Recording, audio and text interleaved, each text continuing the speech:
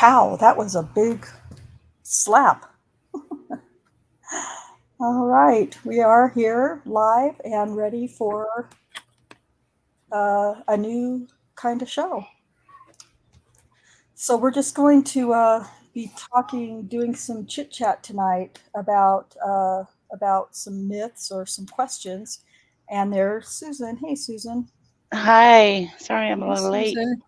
No, Can you you're hear all me? good. Yeah, Oh, good. Oh, good. we're just getting the intro going. You're just fine. What up, Um, sis? Hey, brother. I'm we glad. got Got Jack internet and back. Kay. Oh, have you had been without internet? Yeah, for most of the day. Oh, that Woke up sucks. woke up to no internet today. Ew, Yeah. At about 3 or something like that. That ew. sucks I'm so sorry. bad. It does. Yeah. Yeah, when you're Especially the trying to. waking up at 3 part. Yeah. Oh no. No, no, no. 3 this afternoon is when I got it. Oh, okay. Yeah. Oh, okay. I did wake up at 3 because my radio went off on my phone, and I don't have phone when Oh, I don't have internet either. oh, that's true. That's true. Yeah, Anyway, we're sorry. just we're no, you're fine. We're just discussing that we're gonna just kind of do a live Q&A potpourri tonight. Um, and Kay's got a outline for us to work from, and we're just gonna Cool. kind of get caught up from, maybe Not really. not really what. Not really that I have an outline. I just Well, shared a case summary and a case timeline that's not the one that I'm working on in the slideshow. that's true. That's true. I don't know. I just thought it might spur some questions. So, Yeah, and that's what I mean. People have questions, no doubt. And I find that I don't know what I've done to my. There we go. I find that people who are familiar with the case have, they have genuine questions about 41 pages. Wow, that's a lot. Kay, you've been busy. I didn't do that That's just necessarily. gotcha. I Someone see gave what it that is. to me. Yeah, I see that now. Um, so yeah, but there's just no Lord. Let me mute these other YouTube channels I have going on. Okay. Um, so anyway, just maybe bust some myths or explain some things that seem weird to people, like why did this and why did that, or stuff like that. And so, um, we hopefully have some questions from the chat when those get rolling. And for anybody who's watching from Foul Play, which says there's a few of them, so welcome for to everybody from Foul Play that's tuning in as well. Dark Side is in the chat. It's great to see you, Dark Side. Um, so yeah, I mean, I don't know. I mean, I'll just start with Jack and Susan. You know, I know Susan's been through the entire Bates podcast, and I know Jack has started. I don't have you finished it, Jack? No, I think I'm up to maybe episode 9. Oh, okay. I really need to revisit that because it's been quite a while, and I've learned so much more since the first time that I listened to it. Right. But I'm sure there's Yeah. much more, you know, to pick up. Oh, yeah. Um, Once you have the case a little straighter in your mind, you know, it's. I think you probably catch more. I Yeah. agree, Susan. I mean, obviously I've been digging into this case for a long time, but I still, if I listen to an episode of a podcast, I still pick up something every single time. I think it's just so much information Yeah, there's so that much. you know, you're thinking about something you just heard, but while you're doing that, you're missing something. Uh-huh. So, yeah, it is great to revisit it. I don't know how many times I've listened to the episodes. Yeah, I've listened to all of the episodes at least once, but it's been to just to turn them on and start going through them like I did initially. I haven't done that in a very long time. I listened to an episode based on which accuser we might be talking about in any given show, and so it's just I don't know. The reason unfortunately the people who I would love to have watching us or in the chat are people that there was I can't think of the name of the channel right now, but I'd like to give him a shout out that recently did. Let me see if I can find his name real quick. Is it Morbid Curiosity? No, not Morbid Curiosity. I mean, I'm not going to say I didn't like his, but he did an updated one, I thought. He did. Well, he took out some of no, I mean really recently. I don't know about Morbid Curiosity, but who was let's see, what's this guy's name? At Prince Charming, New York. That's the one I'm thinking of. Yeah, and he did his presentation was one of the better ones I've seen, quite honestly. And so I agree. Definitely, yeah, I'd like to give him some. Oh, it's called criminal behavioral analysis. I can't even speak today. Is the name of the channel, GBP, and and then so what I've been kind of do every time one of these guys somebody puts out a new video about the case, I like to watch it, and then I'm all over the comment. Yeah, people are like, why just stop talking? Why are you up in everybody's comments? And I just tell them, hey, look, I know for a fact in my heart, undeniably, that Daniel is 100% innocent. And when I see information that comments are getting incorrect, I'm going to set it straight. That's just what I'm going to do. And one of the comments that I always see in those chats is, well, he shouldn't be turning off his computer on all of these stops. People just get the wrong impressions or the wrong information or misunderstand exactly, what happened. Right. Or they hear something the way they want to hear it based on a feeling or an interpretation or an already preconceived notion of guilt. And you know what? Go ahead. No, I interrupted you. Sorry. Well, it just frustrates me because so many people that I encounter in those comment sections are just guilty. You could tell he's guilty by this or this in the interrogation, or in the interrogation he lied about this and this and this in the interrogation. And I say to those people, if you're only watching this interrogation and deciding guilt or innocence based on this interrogation video, you don't know anything about the case, because this video is one of many, many, many facts that you're not getting to see or hear. And but when people have already made up their mind, there's really nothing. And the fact that there are so many accusers is one reason that people just automatically assume he's guilty.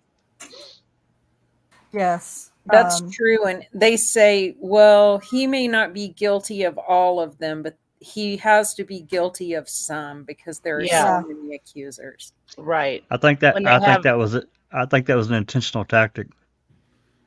Yeah. Oh, for sure. Well, sure, she even said it in her interview with Well, Yeah, yeah. but Michelle what she was, Malkin. I'm sorry, go ahead. No, I'm done. Yeah, but you know what she really meant when she was saying that? And I know it was twofold, but also that we're going to get this done and we're going to keep him in prison because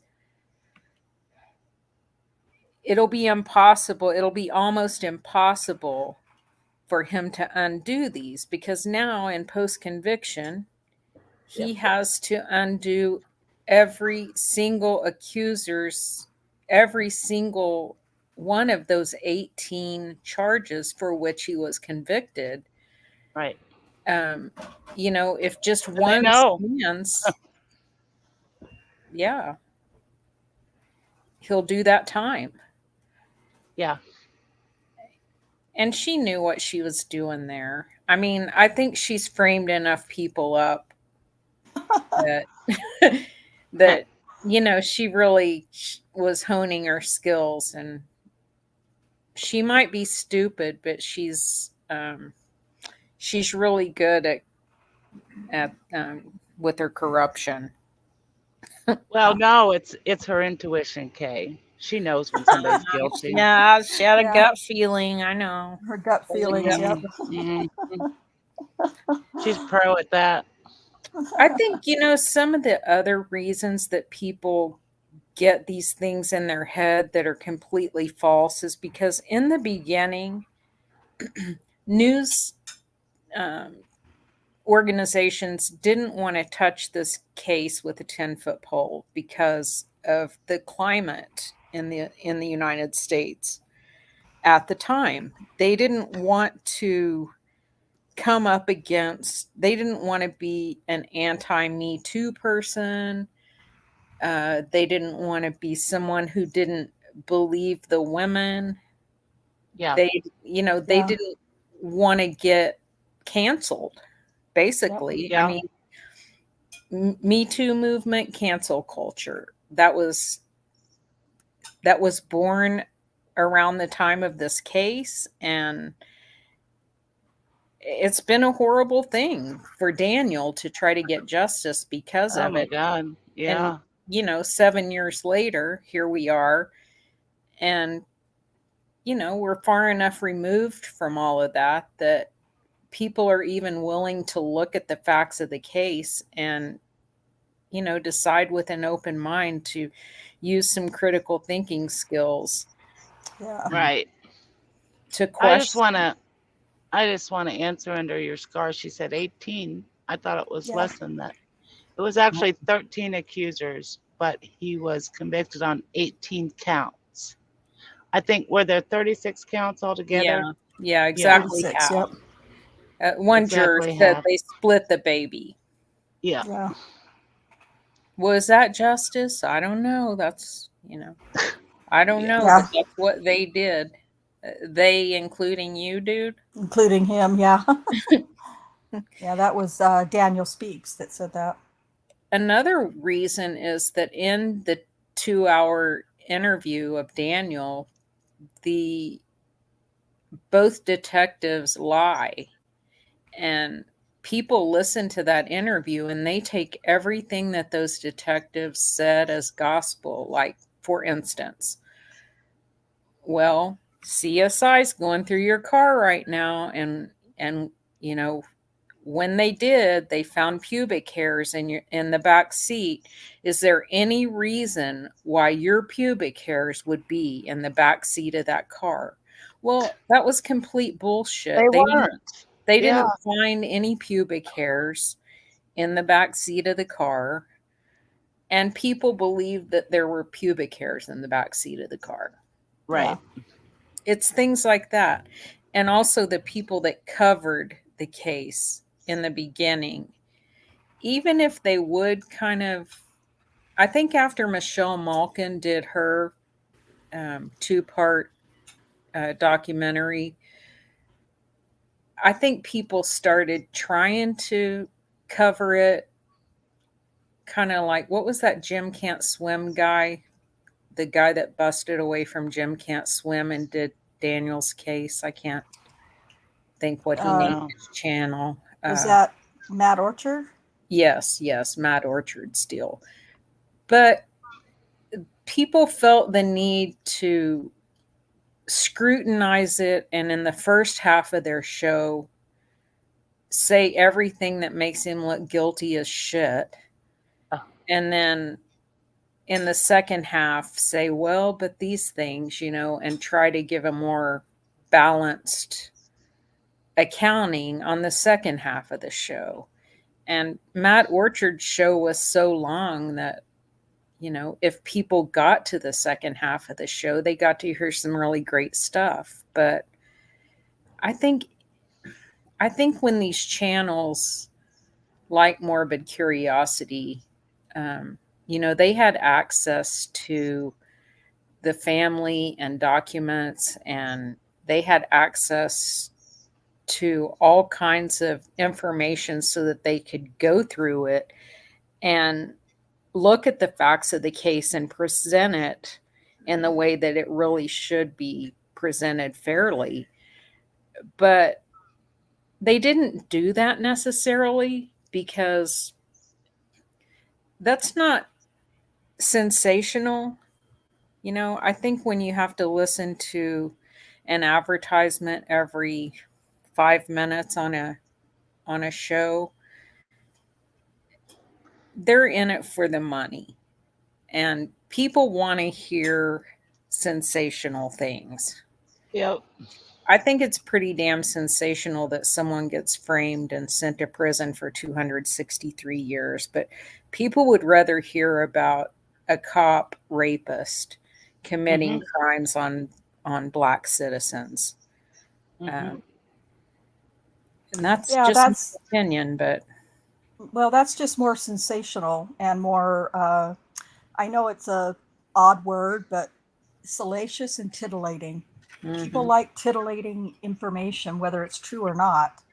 It's voyeuristic in a way, in my opinion. Hi, Cherie. Welcome. Hi, Cherie. Cherie. Cherie. And we And have, then, I'm sorry, go ahead. I was just going to say hello to Neverly. Hi, Neverly. Thanks for joining us. And then you have what's his face? His name just left me. I can't believe it. The attorney that shows up for everything. The black guy. What is his name? Crump. Yeah. Benjamin Crump. You've got Benjamin Crump, who doesn't know the facts of the case at all, as evidenced in the civil suit that was filed. That was, they could have won a lot of money in that civil suit, but the attorneys didn't know the case. And some of the things that they said were just ludicrous. But the same thing, when Crump's being interviewed by, I think it was called TV1, and he's talking about how Daniel's DNA was in the panties of the teenager. Oh my God. Okay, there weren't any panties involved in this whole case from any 13 women.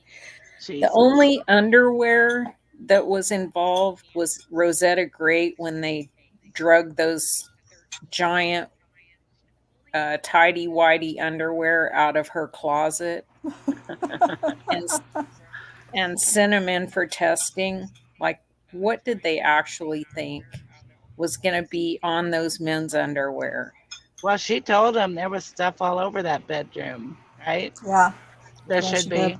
Right, and they tested some of the things and didn't find a damn thing. Yep. Right.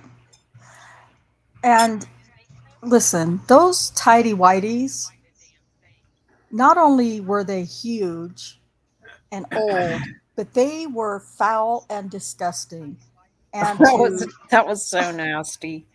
And to insinuate that Daniel, or any other man for that matter, it doesn't even have to be a cop, any man, to rape somebody and then take off his disgusting tidy whities and leave them at the scene of his rapist crime is just like Kay said, it's just ludicrous. I mean, there's not a different word.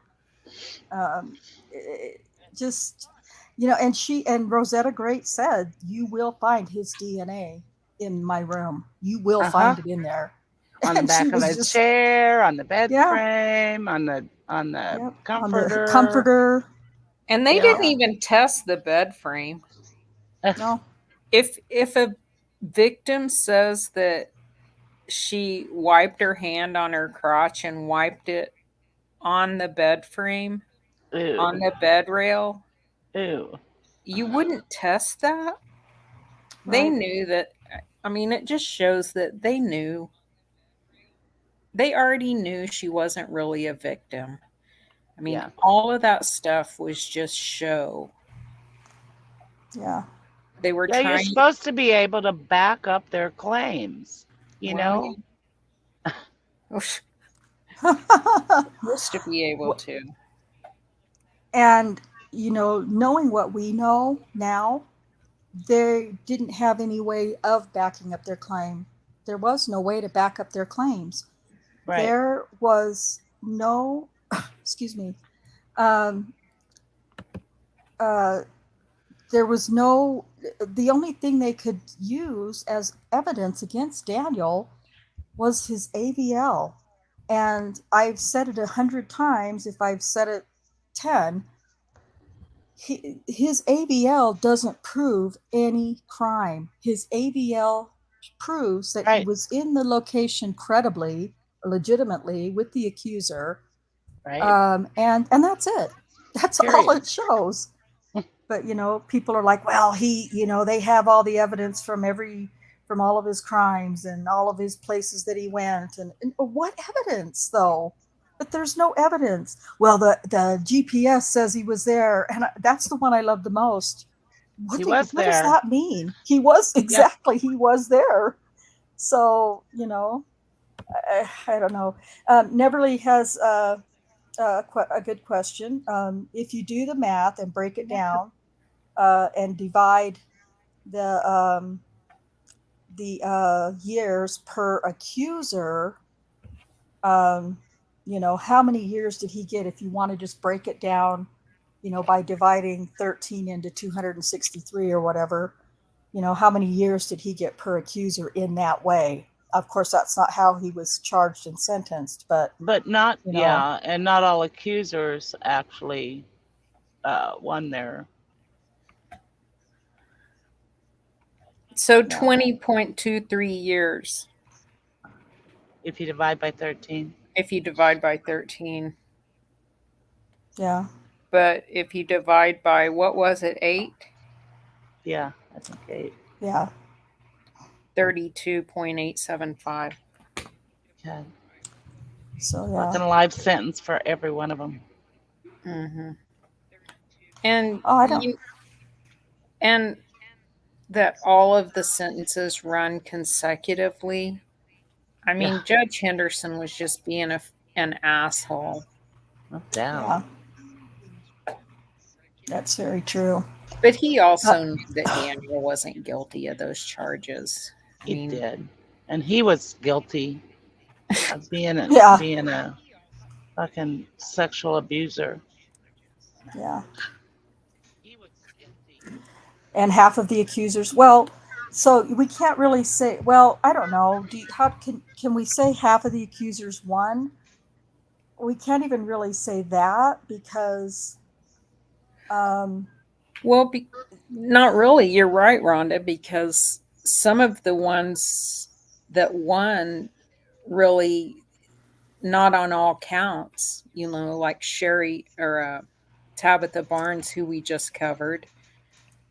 I think there were 3 sexual assault charges that he was convicted on, and then a burglary and a stalking that he was acquitted on. So there were several split verdicts. Yeah, but he never touched me. He never touched me. Right. He never touched me. Well, that's 8 years. Yeah. The hell of that is that right before Well, is that the parole board, the pardon and parole board, wouldn't even look at her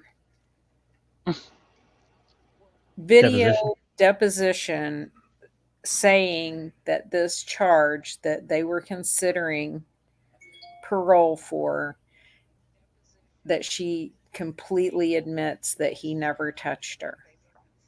And that was 8 years for touching her. Yeah. Wow. Yeah. I mean, yeah, it's infuriating. It's So there's infuriating. really no Yep. justice for Daniel in Oklahoma. Sadly, Yeah. So sad. everyone's corrupt and they're running it through. I think it seems like we're going to have Judge Trong, who is the judge who set bond for $5 million cash for him. Oh, God. That's the judge who heard the first thing that's been in front of district court since Timothy Henderson had to step down. And it seems that that's a pretty good indication that that's his new district court judge. So, Well, that's a whole nother sad kind of subject for me, probably others, is the actions of this judge. I mean, come on. How long has this shit been going on that he's been pulling us with whoever while he was a judge, maybe in Daniel's case and so many others? He was doing this stuff in his chambers, and I just don't get it. well, he was definitely doing it during the secret hearings. Yep. And I feel like, because they said there were 5 women, but they didn't disclose who the 5 were.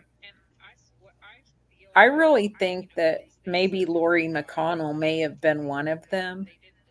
And if not, Lori McConnell tried so many cases with Kelly Collins. They were friends. So if Henderson and Collins were kind of on the outs, which we know from some of the reporting that they did on what his text messages or what some emails said, that he was sending her emails saying, I know it's been a year and I still can't get over you or whatever. I know I really need to get over you. Give me a break. What happens when someone's heartbroken about someone? They try to talk to their best friend. They try to talk to their friends.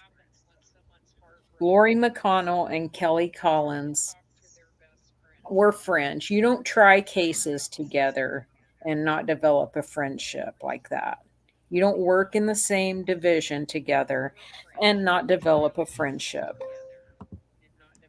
Well, and in the same office. I mean, they worked in the same office. That's a day to day, hour by hour relationship, friendship. That's formed, and that's something, Kay, that we haven't talked about in a while. Is the secret hearings, and I would bet that some of our new listeners don't even know what we're talking about when we say secret hearings. So maybe that's a good place too for us to go tonight, is to talk about the secret hearings and explain what that was about and the effect that it may have had or could have had if it had not been secret, if you are up to that. Yeah, I'm ill prepared for that, but we can just do it informally. Oh yeah, everything about tonight's informal. Yeah, Neverly says she'd like to hear about the secret hearings. Yeah. So let's see. I'm trying to see when Daniel filed his direct appeal. Well, okay, we can go backwards. So the Oklahoma Court of Criminal Appeals denied his direct appeal on August 1st of 2019, and that was exactly to the day 2.5 years after he filed it. They sat on that shit for 2.5 years. So the secret hearings happened because of Daniel's appeal. Let's see. So let me just read this summary. The appeals, secret hearings about OCPD analyst Elaine Taylor. So on June 26th and June 27th of 2017, Judge Henderson presided over these hearings because the Court of Criminal Appeals asked him to get to the bottom of the allegations in Daniel's appeal, which were saying that she testified outside the bounds of her training, that she didn't disclose that there was male DNA, things of that nature. So back to the secret hearings. The subject was OCPD lab manager Campbell Ruddock's written review of Miss Taylor's testimony in Daniel Holtzclaw trial. So Mr. Ruddock wrote this review because Mr. Holtzclaw's legal brief raised a legal claim that his trial attorney was ineffective by not challenging Miss Taylor's flawed testimony. Henderson concluded that there was no impeachment evidence against Miss Taylor in Mr. Ruddock's written review. But this is contradicted by Mr. Ruddock's deposition testimony, in which he described negative comments he made in a verbal review of Miss Taylor's testimony even before Mr. Ruddock was asked by some unknown person to write a written review. Judge Henderson also concluded that Mr. Ruddock's written review was part of Miss Taylor's personnel file, and therefore the city of Oklahoma City was the only entity with authority to release the written review to the public. Henderson's ruling ignored that the city of Oklahoma City had already shared the written review with outside entities such as the Oklahoma County District Attorney's Office and the Attorney General of Oklahoma. So Kathleen Zellner deposed Campbell Ruddock, and the city attorney, Richard Smith, kept not let. So Ruddock is under a gag order to not talk about any of that. Anything to do with her written review, anything to do with those secret hearings.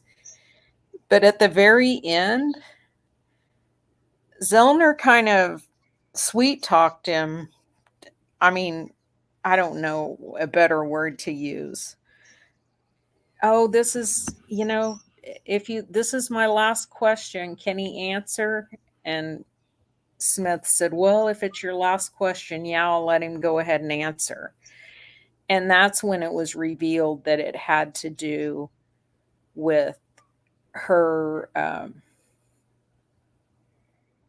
the secret hearings had to do with his review of her testimony. Yes, thank you, testimony in the secret or from trial. But all that stuff is sealed. The transcripts from the secret hearings are sealed.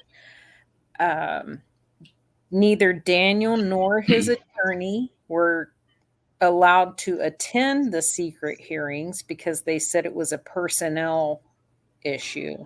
Such bullshit. It is such bullshit. His attorney at the time, which would have been his public defender. I can't think what that guy's name is. I can't think James of it either. Post Locker. conviction. Lockard.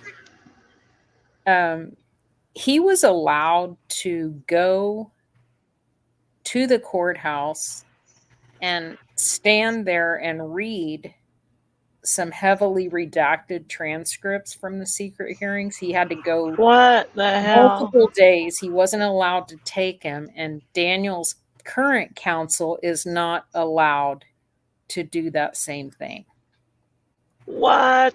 So his current counsel has no freaking idea about any of that. But here's the kicker with those secret hearings. So when it was challenged that, hey, Daniel, it's unconstitutional, neither Daniel nor his attorney were allowed to attend this hearing, the judges came to the conclusion that although I should have this line memorized because it's classic, but I'll ad lib here. Although Daniel and his attorney should have been able to attend, the judges have determined that no harm was done to him. There was Come on. There was nothing exculpatory in those hearings, which after Campbell Ruddock's deposition, we know is complete bullshit. So, Right. Yeah. oh, look at TJ pumping everybody up with Oklahoma City weather forecast. Or yeah. It's We're the like, same yeah. here. It almost makes me think of or it does make me think of the Court of Appeals in Stevens' case, where giving back the bones was inexplicable, but yeah, but it's okay. Yeah. Same kind of thing. I think they went so far as to say that nothing that was discussed in the secret hearings would have made a difference to the outcome of the appeal. Yeah, it was Yeah. something like that for sure. Yeah, it wouldn't have made a difference. And because I remember saying when I first read that, how can a person or a couple of people make that decision? An attorney for Daniel should have been able to make that decision. That's why ex parte meetings are illegal. Yeah, exactly. Yeah. And that's exactly what that was. Yep. And I can't believe, I mean, I don't know, certainly what's going to happen down the road, but is there any indication where his current counsel is going to raise this issue in the post trial stuff? Or Can you know? continue to raise issues that have already been ruled on? Well, maybe appeal it. I mean, this is the post conviction appeal, so I don't, I don't know if that was I think that's Jack. That's one of the reasons I suggested that maybe you do a post conviction episode on open mic to get someone to answer procedure questions, because I'm not. Travis would be great. Travis would be excellent. Yeah. Mm-hmm. If this was a circuit court decision, I think it can be appealed. Now, if the Court of Appeals has ruled on it, then it would have to go higher to. That was a Court of Appeals ruling, yes. Yeah. Oh, okay. Well, then they'd have to raise the bar and go up to the federal level. I don't know what circuit. To the state. Seventh. Oh, well, yep. Seventh Circuit is circuit court. Yeah. 10th Circuit, I think, is where we would be. 10th Circuit. It's 10th Circuit. Hey, Rhonda, do you have a video about the secret hearings on one of your old shows? I do. Yeah, I do. That'd be great if you could find that right quickly. Yeah, that'd be great if you could just pull a rabbit out of your hat. Just click a button and know it's right there. I can't ever find that shit. Cherie and Catnip are my quick link finders. Are you looking for a video that you did on it, or we did on it? Yeah, we did an entire show on the secret hearings, if I'm not mistaken. and it's probably been a couple of years ago. Yeah. Maybe. Okay, I'll look. So, yeah, Cherie's great at that. All I do is come up here and push buttons and talk and scroll. That's all I'm good for. Finding my own links, I'm not so good at that. So Just TJ's on one. Chance of rain today is 50-50. It will or it won't. Yeah. Thanks, TJ. We have almost the exact weather here. we're supposed to get a little bit cooler weather coming in on the weekend, so hopefully it sticks around for a while. Yeah, Well, it's we're only going to be 95. 90. We're 95 here, but there's Catnip. I told you guys. Catnip, I love you so much. Did she find it? Yes, she was trying to stay quiet in the chat. But when it's a mod thing, she's on it. Thanks, Kat. Well, Thanks, I think Kat. we did a great job on that one, if I recall correctly. So maybe we could play it Like now? whenever. Now's a good time if you know where it is in the episode. Oh, I don't know. Come on now. What do you want from me? Oh, come on. Come on, Let me see. Wanda. Let me see what I can find. Oh, Are there any thanks. questions over in foul play or in either of the chats? Anyone have any questions about the case? I don't see any questions, but I'm not let's logged see. into. Oh, does foul plays questions come on yours too? Yeah, we can see foul plays questions in StreamYard. Okay, I see. So None in foul play Ripper. yet. Huh? I just said no questions in foul play yet. Let's see. Serving time for something he didn't do. Ripper made an appearance in this particular video, looks like. And Nosy is in this video. Wow. Yeah, I mean, without opening it up and listening to it, I don't know exactly where it's at. I can look through it while you guys are discussing other things. Okay. Let's thanks, see Sheree. what else. Yeah, so I don't know. It just seems like I just feel like I don't know. I mean, that it can't even be used as like, I mean, because in post conviction, if I'm not mistaken, you need to be able to thank you under your scars. I find it obnoxious, but I appreciate that. It just, I don't know, like it would have to be unsealed in order for that to be new evidence, wouldn't it? I would think for post conviction. Oh, definitely. If they unsealed it, then, and they're never going to do that. That's never going to happen. Ever. Yeah. Why? Because it's Elaine Taylor's personnel file, and that would be blah, blah, blah. You would think that someone's wrongful incarceration would trump someone's personnel file. She's a state employee. That, especially if it's regarding wrongdoing, that should definitely be public in my eyes. We all agree. But it got sealed. Her salary is from taxpayers, right? Yes. That's what I always said, but that's what I said too. I thought, there's that's taxpayers, that should be a part of an ORR. And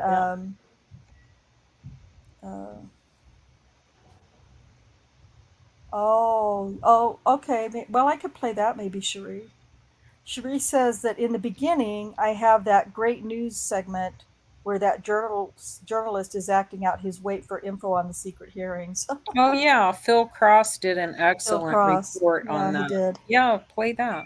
Let's see if I can. I mean, didn't they go through Daniel's personnel files at Yeah, but I trial? don't know that they made them public. Oh, they weren't part of the trial. I'm embarrassed to His- say I haven't read the whole trial transcript in its entirety. Like his use of force. I think those things were, which Yeah. you'd think would be wrongdoing in a way. I mean, really, I think 2 of them he didn't self-report, but Right. I mean, definitely they used everything in the Demetria Campbell lawsuit. She was not one of the 13 accusers, but she filed a civil rights suit against him and won a $25,000 settlement. I mean, For the use of force. for use of force, but she didn't even allege the things that she put in her civil lawsuit until after his Till it was face public. was public in the news, Yeah. Yeah. which was, that happened I Hey. think, in November or December of 2013. And so half a year later, she comes out with a new story. Brother. I mean, she did say that he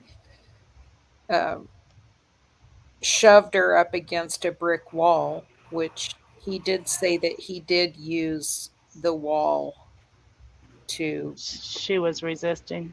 yeah. She was resisting, and she was a big girl, and I'm not trying to fat shame anybody, but she was a big girl. Oklahoma City trains their police officers to do things that I don't agree with. And I mean, they're going to get a lot of young officers in a jam by training them to do shit like Terry stops. And those officers come in gung-ho, wanting to be the best, wanting to advance, wanting to impress the brass.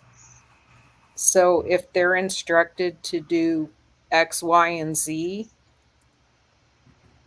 I don't think they realize that the brass is going to instruct them to do things that are unconstitutional. Well, yeah, they expect that they're going to be properly trained, and they're going to follow the examples of their supervisors and everybody above them, and if that's what they're seeing, and that's how you end up with a bad department. Yeah, when you have bad leaders in the department, that's scary. Yeah, it's no different now. It hasn't changed at all. Yeah.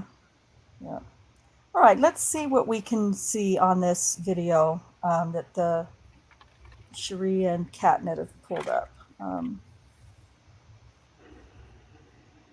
Let's see.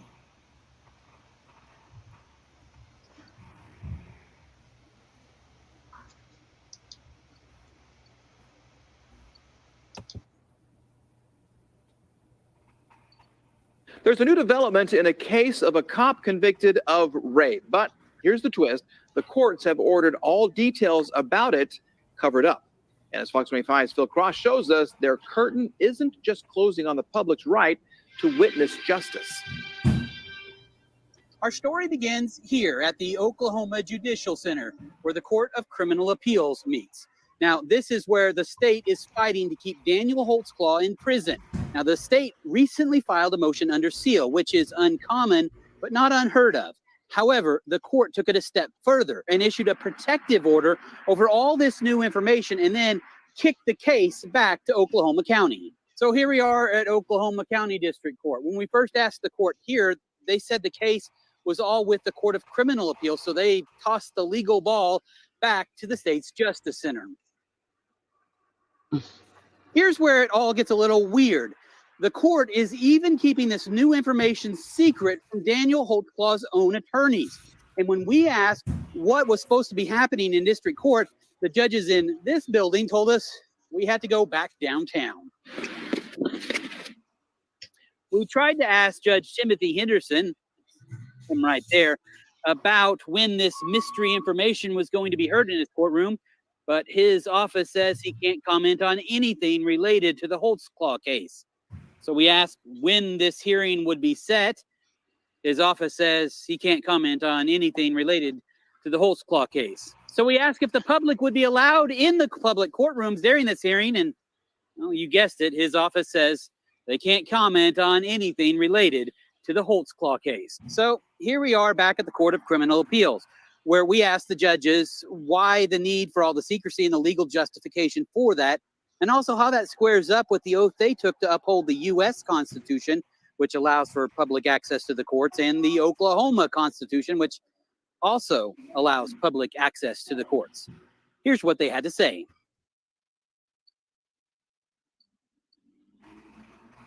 Oh, you didn't miss anything. They didn't respond. So here's what we do know. The Oklahoma Attorney General's office, which is handling the case now, says the secret information is just that, a secret. They won't talk about it, except to say the district court will be holding an evidentiary hearing on the matter. Now, the Oklahoma County DA's office, which is not involved in the case anymore, says this new mystery information does not include new details dug up by the AG's office and does not include any allegations of wrongdoing by county prosecutors. So far, no court or agency has been willing to say why all the secrecy is needed or been able to provide the legal justification for keeping the public out of the justice process. Phil Cross, Fox 25 News. That is how you tell a story. Now, secrecy is becoming quite common since Daniel Holtzclaw's conviction. His information was deleted out of the Department of Corrections offender information site, and the agency won't say what prison he is at, even though every other prisoner's information is in that system. That's what that asshole took away from that. I hate All that. new I hate that Yeah. guy, that anchor right there. I don't know what this is, but let's see. 9 new clues about the secret court hearing in the case of a cop convicted of rape. Fox 25's Phil Cross got the surveillance video that shows who all took part in the secret hearings that even the defense wasn't allowed to attend. The hearings happened this week. They began Monday when the prosecutors with the Oklahoma County DA's office arrived just before 9 a.m. Galen Giger, the head of the DA's Public Corruption Division, who also led the prosecution against Daniel Holtzclaw, was there. One of the witnesses, Oklahoma City Deputy Chief Johnny Coleman. He was in with prosecutors and the judge for more than an hour. Also present, a senior city attorney who handles civil litigation. The hearings lasted all day Monday and all day Tuesday. The AG's office, which is supposed to have the case now that it is in appeals, could only tell us the hearing was an evidentiary hearing. The DA's office has not returned our multiple calls, texts, or emails related to these hearings. However, when Fox 25 first broke the news about the secret orders issued by the Court of Criminal Appeals, DA David Prater said the issue had nothing to do with any wrongdoing by his office or his prosecutor, but said he could not say more. The videos also confirm Holtzclaw's defense attorneys were not present, and Fox 25 has learned they were not even told about the hearings until after they were over. Phil Cross, Fox 25 News. Daniel Holtzclaw is serving his more than 200-year sentence for multiple sex crimes, including rape. His appeal is stalled at the Court of Criminal Appeals until whatever was discussed during the secret hearing is decided. Secret court hearings that could end up costing Oklahoma City. Fox 25's Phil Cross was the first to tell you who was at the secret proceedings as part of the Daniel Holtzclaw appeal. But what does that mean for the case? And what does it mean for taxpayers who are footing the bill for both prosecuting the former cop and defending the city against civil rights complaints? Tonight, Phil Cross gives us a closer look at a Fox 25 follow-up.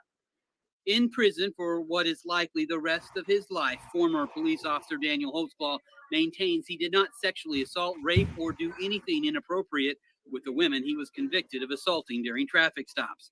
He's appealing his sentence, but the state has held secret hearings about key information that could impact his freedom. Only no one from his defense team was allowed to attend. He's on pins and needles. He wants to know, is this good news? Is this bad news? What is it? Brian Bates is one of Holtzclaw's most ardent defenders. He worked on the case as an investigator and now operates a website in defense of Holtzclaw. I don't care what side you come down on whether or not Daniel is guilty or innocent. What people need to be aware of is this could happen to them eventually. They could find themselves in the crosshairs. There could be secret hearings going on. There could be things being discussed that are going to affect your and your family's life, and you're not going to have any input. Thanks to surveillance video from outside the secret hearing, we know the two-day proceeding included a team of prosecutors and the deputy police chief, along with Oklahoma City's chief civil attorney. The city attorney said he wouldn't comment on his role at the hearing, whether he was there to testify or acting as an attorney for the police department. The victims in Holtzclaw's case are suing Oklahoma City, which means the hearing could either hurt that case or create new legal problems for OKC if it is focused on wrongdoing to Holtzclaw, which is what those who have followed the case the closest believe. If you're asking me to guess, I would say this is obviously in Daniel's favor. The prosecution has circled the wagons. I can guarantee you, if any of this information was negative to Daniel, they'd have sent it out in a press release. But even for those convinced of the criminal conviction, there was another party kept out. The victims, who say they were sexually assaulted, were also not allowed inside that hearing that could impact their lives. And the public, which pays for everything from the prosecution to the light bills that keep the courtroom illuminated, is left in the dark. Phil Cross, Fox 25 News. The Oklahoma County DA's office has not returned our multiple messages about the case, but in the past they have told us the new information has nothing to do with allegations of wrongdoing by the DA's office or prosecutors involved. The veil of secrecy is lifting, if even only for a little bit, in the highly unusual case of the appeal of a convicted cop. Daniel Holtzclaw has been kept in the dark, and the state is asking whether or not they should be able to turn over material that could bolster his claims that he was wrongly convicted. Fox 25's Phil Cross first revealed the secrecy in this case. Now he tells us what the new records show about the case. In court documents, the Court of Criminal Appeals first said the public had no right to see. The case is called unusual. That's putting it mildly. Very mild term. I've never seen it in my career. I've yet to find another lawyer or a judge that's seen anything like this. Scott Adams represented Daniel Holtzclaw in his initial trial on charges he raped and sexually assaulted women while serving as an Oklahoma City police officer. He does not have anything to do with the current appeal, but has been kept in the dark just as much as the attorneys that are. Newly unsealed records reveal the state found information that could help Holtzclaw, but the court has yet to rule on whether or not it will be turned over to the defense. The Attorney General's office cites an exemption in the Open Records Act about personnel records, indicating it was a personnel action that led to the discovery. During that matter, they apparently found some information that is extremely important or exculpatory in regards to Daniel's case. They're using that as an excuse not to turn over that information, and they're trying to get the judge to say you don't have to turn it over because you found it in this personnel matter. Fox 25 has previously reported on the secrecy surrounding Holtzclaw's case, and that a secret two-day hearing involved questions about DNA and the DNA expert who testified. Can you pause it for a second, Rhonda? Trial. His constitutional rights, Daniel's constitutional rights. Yes, sir. Okay, so just given what, because I somehow have missed that, this exculpatory information. Do we know what that is that they're talking about? No, because it's They still haven't ruled secret. whether the defense can have it or not. The What rule the- is it. Oh, go ahead, Kay. What the defense got to read his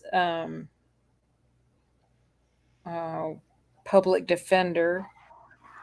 What's his? James Lockard. God, I keep forgetting his name.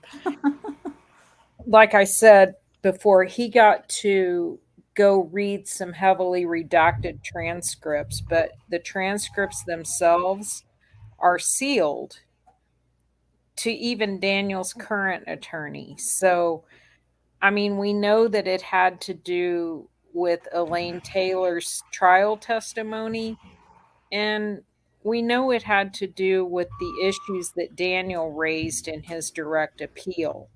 That's the way they decided to deal with that stuff, because otherwise he was going to get a new trial. That's how they kept him from getting a new trial. is Yeah. to dealing with that shit in secret hearings. But no, I've do never, we know what it is? No, we don't know what it is. but this, but if you believe that this information is within Elaine Taylor's personnel file, Well, it is Campbell Ruddock's review of her testimony in the Daniel Holtzclaw trial, gotcha. which Okay,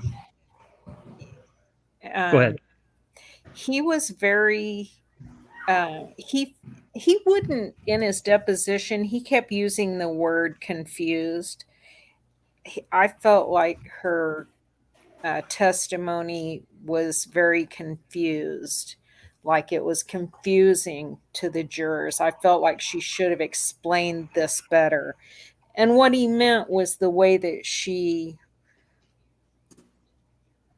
stuck with their drop in and drop out levels in the testing to be able to say that there was no male DNA. Not even Daniel's own DNA was on his pants. Instead of saying it could have been there, instead of explaining it like Silkman did, Yeah. that's how she should have explained it. And that's what Campbell Ruddock was saying in his Review. deposition testimony. So you can only imagine what he said in his actual review, which is in her personnel file. I see. The difference is Dr. Silkman wanted people to understand. Yes. Elaine and Yeah. Giger wanted them not to not understand, be confused. Right. Yep. Yeah, they wanted the jury to be confused. Yeah. Absolutely. Absolutely. Wow. That's, And you know, all that. I'm sorry, ahead. Rhonda. Go ahead. No, go ahead. No, go ahead. No. No, Well, go ahead. I'm muted. I'm completely blown away again that in the United States, in any state, I don't care where it's at, they're allowed to have a secret hearing in a public. We're not talking about, national security, terrorists, potential blah blah blah. We're talking about an open, regular case, and there's secret hearings, and it's allowed. Never heard of it ever. Right. Not one. And I looked at a lot of criminal cases. And you have to have a lot of corrupt people to justify that, make that okay, and not hold those people accountable. Absolutely. That should have given him an instant new trial. So what happened with that was his current attorney, Jim Hankins, he filed a petition for a writ of certiorari to the U.S. Supreme Court. He filed that on December 30th, 2019. So, 4 months, basically 5 months, I guess, after the appeal was denied. Oh, okay. Gotcha. So let's see. The secret hearings were... Okay, the secret hearings were 6/26/17, 6/27/17. They denied his... Well, I didn't realize it was... So they had the secret hearings pretty soon after he filed his appeal, like pretty instantly. I think he filed in February, and he filed February 1st, and June 26th they start the secret hearings, and then they don't rule on his direct appeal until 8/1 of 2019, which is 2.5 years after he filed it. Wow. Wow. But then Hankins basically immediately files the writ of certiorari, thinking, there's no way they're not gonna help him out here, give him some relief, because secret hearings, I mean, that's a no-brainer. Sure, the Supreme Court is going to uphold your rights to be present at an evidentiary hearing about your case. That's a constitutional violation. Yeah, it is, but how they get around that is they're so busy dealing with all this other bullshit that the US Supreme Court's been dealing with over the past however many years that they declined to hear the petition. Boom, Wow. it's done. Yeah. Unreal. Yeah, they ruled on, so Hankins filed it December 30th of 2019 and they denied to hear it March 9th, 2020. Pretty quickly they denied it. Everything they've denied has been pretty quick. Everything. Like it's like they're ready for it and ready to just deny it. Just like in his pardon and parole board last year.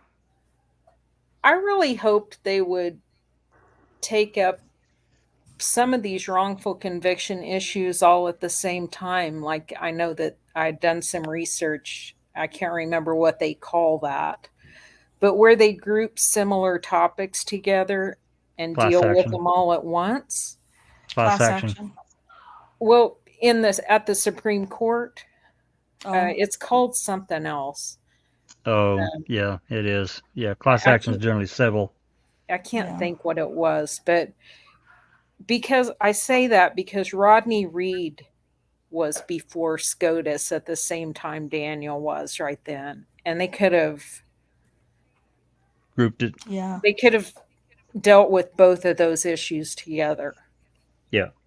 Right. I'm just dumbfounded that they wouldn't hear a clear constitutional violation case. Yeah. Well, it makes you think that the corruption is from tip to tail. So. Yeah, exactly. The rot starts at the head. Yeah. And they don't give a shit. They don't care. Nope. They No, don't care.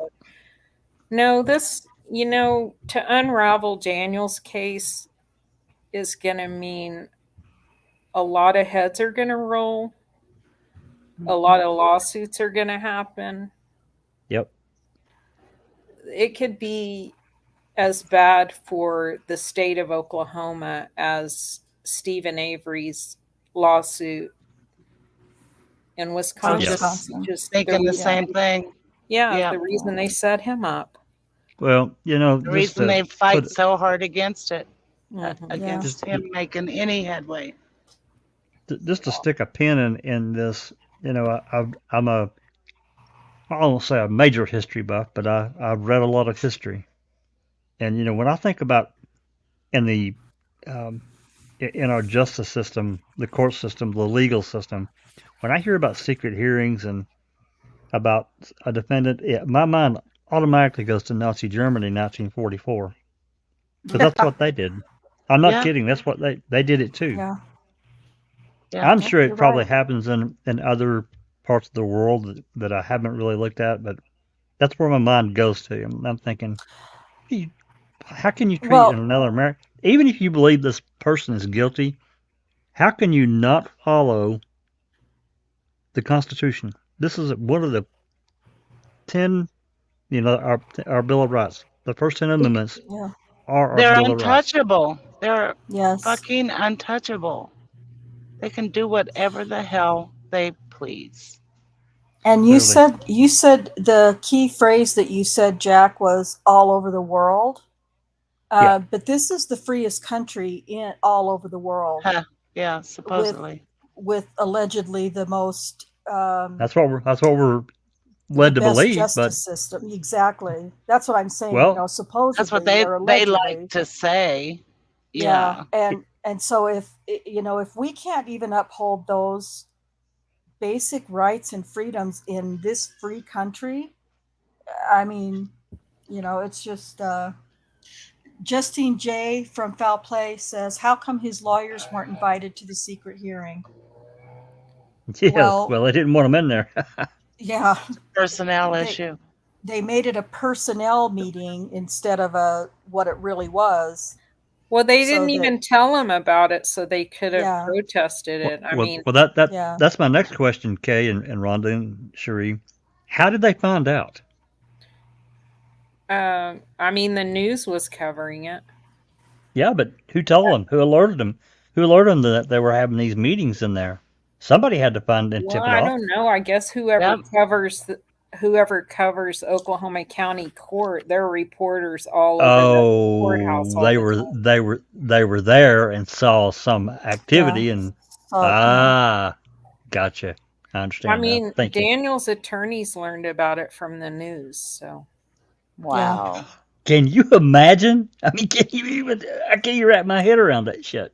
Like And your then- head would explode at that point. I mean, and then they filed a motion, which was answered by the Oklahoma Court of Criminal Appeals with their bullshit.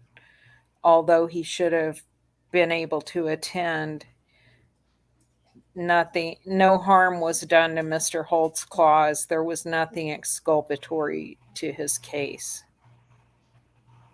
Which Then that shouldn't even be allowed to be an answer. That's no, bull. it shouldn't. It is complete I bullshit. agree. I agree. Yep. That's why I said, that's up to his attorneys to make that decision whether something is, beneficial, to his case or not. Not for them, but that's they made that call and they got away with it. So, yeah, it's just it's infuriating. Sorry to interrupt, but I before we got too it's far okay. along, I wanted to ask that. I mean, you can back it up 5 seconds and continue if everybody's done. We hit that part, and I'm thinking I need to ask this now because I really had missed this in the past. Yeah. It's how you always pick up something new when you re-listen or reread something, and I picked up on that right away. I was like, what the hell, man? Anyway. What'd Thank you pick up on, Jack? I lost internet there for a while. She was gone for a minute. But where they're talking about in this secret hearing, this personnel file document that could potentially have information that was exculpatory and would help Daniel. I had missed that. Yeah, I had missed that. And they call this hearing a personnel hearing. Well, why does that have to have a judge? If it's just a personnel hearing, you have that at the crime lab. Yep. You're right. It's absolute supervisors, bullshit. right? That's right. It's not a legal matter if it's a personnel issue. I'm with Kay. How is that even allowed to be an answer? It's because it's not one at all. It's not. So yeah, that's what I caught that I had somehow completely missed before. They manipulate and do whatever the hell they want. There's a captain who got pulled over for DUI. He was freaking smashed. Yep. He couldn't even hold up his foot long enough to say 1,000. He's begging the other officer to turn his body cam off. The officer ends up arresting him, but he was never charged with DUI. And now he's fighting the suspension of his driver's license. Oh, wow. Yeah, I saw that video of him. I know, Jesus. it's disgusting. Oh, my God. And is the news covering that he wasn't charged? No. No. Why? Nope. Because they want to get stories from Oklahoma City Police Department. Who did that happen, Kay? I can't remember recently. A few months ago? Yeah, it was just a couple months ago. Yeah. Oh my God. What was his name? French. James Matt French. He goes by James. Matt French, Yeah. but it's filed under James French. Yep. And did he lose? He's not been charged, or has he lost rank or been? No, he suspended? was put on. Modified. He was suspended with pay pending an internal investigation. Jesus. And then he's back at work though. Oh my God. Probably waiting on his promotion. That's generally how they do it. So, I mean, he goes to court the end of August trying to fight to get his license back, saying that they didn't have the authority to take his license, some shit. I read his probable cause or his petition. Yeah, it was. So they did a blood alcohol test.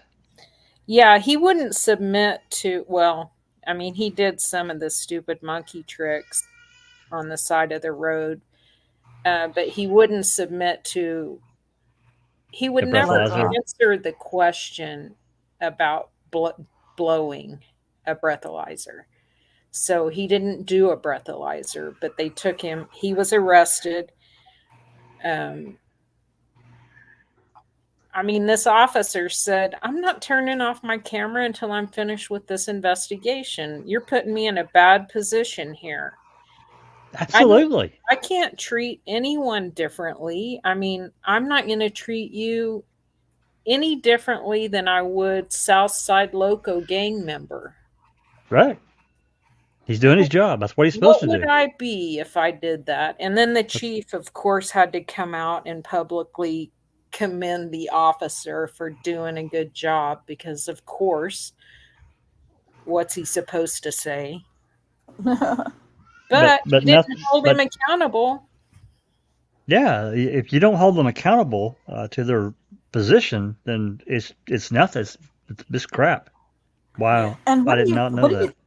What do you think that officer who arrested him, what does that say to him? Well, fuck it then.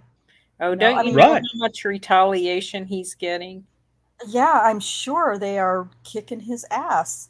And if I'm not mistaken, Kay, wasn't that from the Spring Lake Division? That's what I heard. Oh, So- really? I mean, he's a road patrol officer. He's doing his job. Yeah, I'll be the same way. I'll be like, screw you. I'm not turning my camera off till I'm done. I'm treating you exactly like I treat anybody else. You're not a captain of the police right now. You're a drunk citizen driving. Right. That's who You're you not are. a brother. That's right. Super drunk. Oh my God. So drunk. You wouldn't even have to listen to that video, and you can look at his face and his eyes, and you can tell he's drunk. Knockered. Like, Yeah, Oh. I put a link for it. yeah, she linked it. It's not very Okay. long. You guys should all watch it. And this is in Yeah. Oklahoma City. It's 9 Do we know what minutes. his blood? Do we know what his blood alcohol was? I Probably don't. not. I don't think they. so. I don't think they I don't think. released it. I didn't see anything like that. Wow. Yeah, It was exactly. You high. don't get it had to be high. Didn't you say that he refused the breathalyzer, or are you talking about a blood test? You can't refuse a blood test, but he didn't actually refuse the breathalyzer. He just, when the officer was asking him to submit to a breathalyzer, he wouldn't answer the question. He kept changing the subject. Wow. So Yeah, they didn't just ended up doing field sobriety, and This video says 3 months ago. Yeah, that's nuts. Unbelievable. Yeah, it was So crazy. certain officers can even, bat an eye. Other officers can drive super drunk and endanger God knows how many people and walk away. Well, I mean, look at what they did. Look at the links they went to cover up Timothy Henderson's correspondence so that no one else could scrutinize it. They put it in. I mean, the governor orders the OSBI to investigate it because there's a conflict with Oklahoma County District Attorney's Office. Sure. Since, he's screwing some of the prosecutors. And then the next thing you know, the grand jury has it. No explanation for why the OSBI isn't investigating it anymore, except for, the only logical explanation is you can't keep the things secret that the OSBI investigates. It's only the grand jury who you don't get to know what happened. Right. Secret. The details of what happened. We can't see the text messages. We can't see the emails. And I guarantee you they did that shit because some of the Holtzclaw. stuff. There you go. Not just the Holtzclaw, but these other wrongful conviction cases that Henderson was involved in. I mean, I bet there was all kinds of ex parte communication in his emails and text messages. And you're right, Susan. The number one reason they had to cover it up was they've gone to great lengths to keep Daniel Holtzclaw in prison. Oh yeah.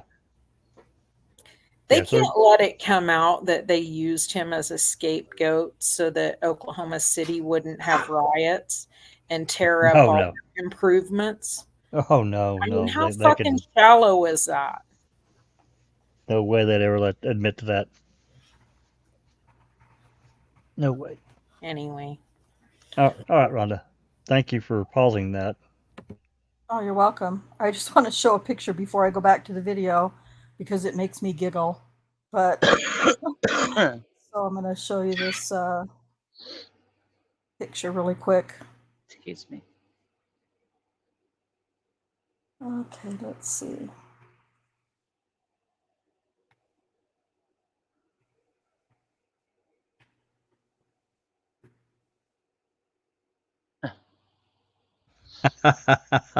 So there's an article. I think it's in the Intercept. I can't remember what paper it came out of. I think it's an independent journalist or something, but this I was hate the those name of the faces. article. I know they're Ugh. horrible. They're just evil. They're faces of evil. For those who aren't familiar, the one on the left is former disgraced Judge Timothy Henderson. The one in the center, which is a rarity to see with a smile on its face, is former District Attorney David Prater.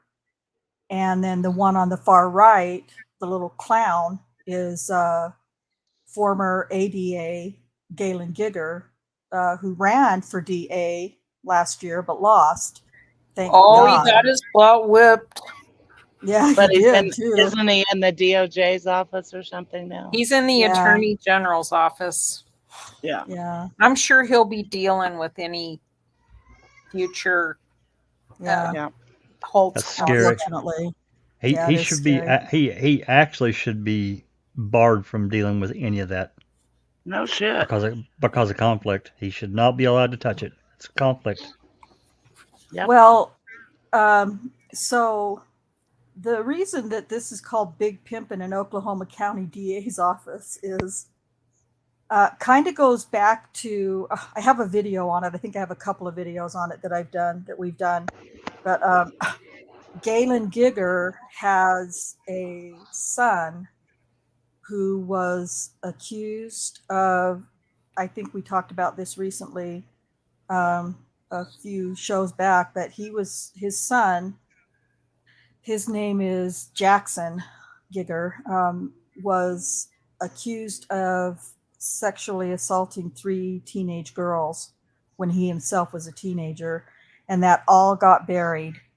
It all got buried. Like there's 2 things in the Oklahoma system that you can find and about it, and one of them is the actual charging document, and then there's another one that says that it's been dismissed with prejudice or without prejudice.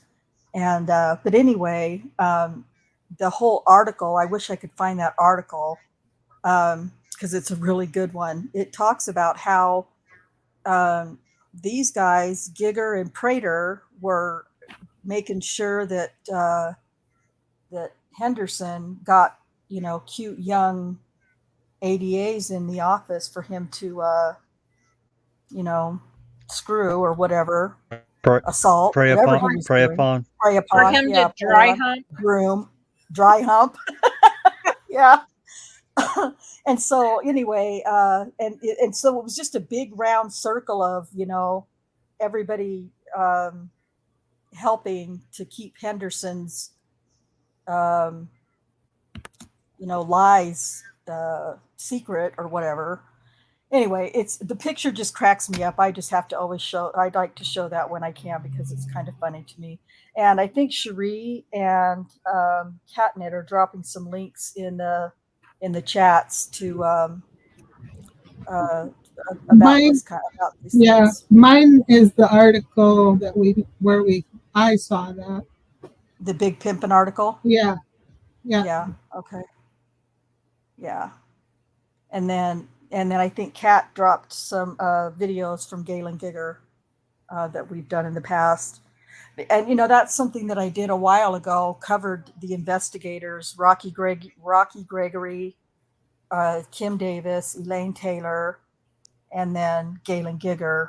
We have different, separate videos for each of them. If you want to go searching for information on them, because they're just as important to this wrongful conviction. It's because of them that this wrongful conviction even exists. So I thought, we need to share some information about them and their dirty lies and their dirty corruptness. So anyway, Dirty laundry. Excuse me. Yeah, Eagles. It's one of my favorite songs by the Eagles, as a matter of fact. Is that Joe Biden when he was young? No, that's not Joe Biden. I'm assuming you're talking about Prater, probably. That's former DA David Prater in Oklahoma County. And he is evil. There's also a video on David Prater, now that I think about it too. And Elaine Taylor. So yeah, there's lots of different ones in there that you guys can check out and learn some things about them.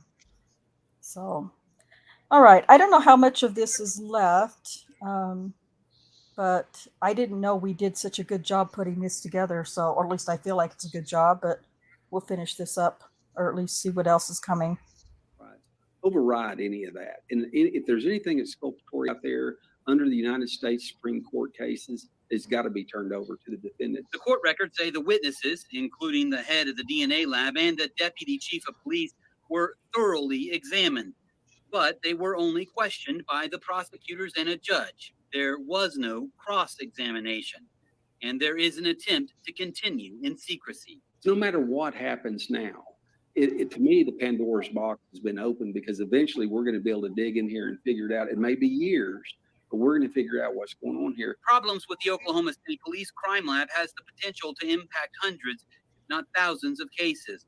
Emails obtained by Fox 25 already show a concern about the need for retesting of DNA evidence due to the situation surrounding a former lab employee. We've seen it before, and we obviously didn't learn any of our lessons from what happened with Joyce Gilchrist. Ultimately, no matter how you feel about the Holtzclaw case, this is going to affect you, the taxpayer. Taxpayer funds have already been used for the secret hearings, and if there's a new trial, it will cost even more. And that doesn't even take into account. So, I just kind of going back to what Jack has been saying, taxpayer funds paid for the secret hearings, but the taxpayers don't get to know what went on. It's a violation of the public's constitutional rights. Well, it's a violation of the 6th and the 14th Amendment, I think, but at least the 6th. Right. Yes. Yep. Okay. Sorry. To account the emotional impact on those who say they were victimized by Daniel Holtzclaw. Phil Cross, Fox 25 News. Holtzclaw's attorneys are also asking the court to stop Oklahoma City from destroying more evidence related to the problems in that DNA lab. Now, the court called Fox 25's reporting on the matter unsubstantiated, but asked the Attorney General to weigh in before they issue a ruling. Oh, let's see.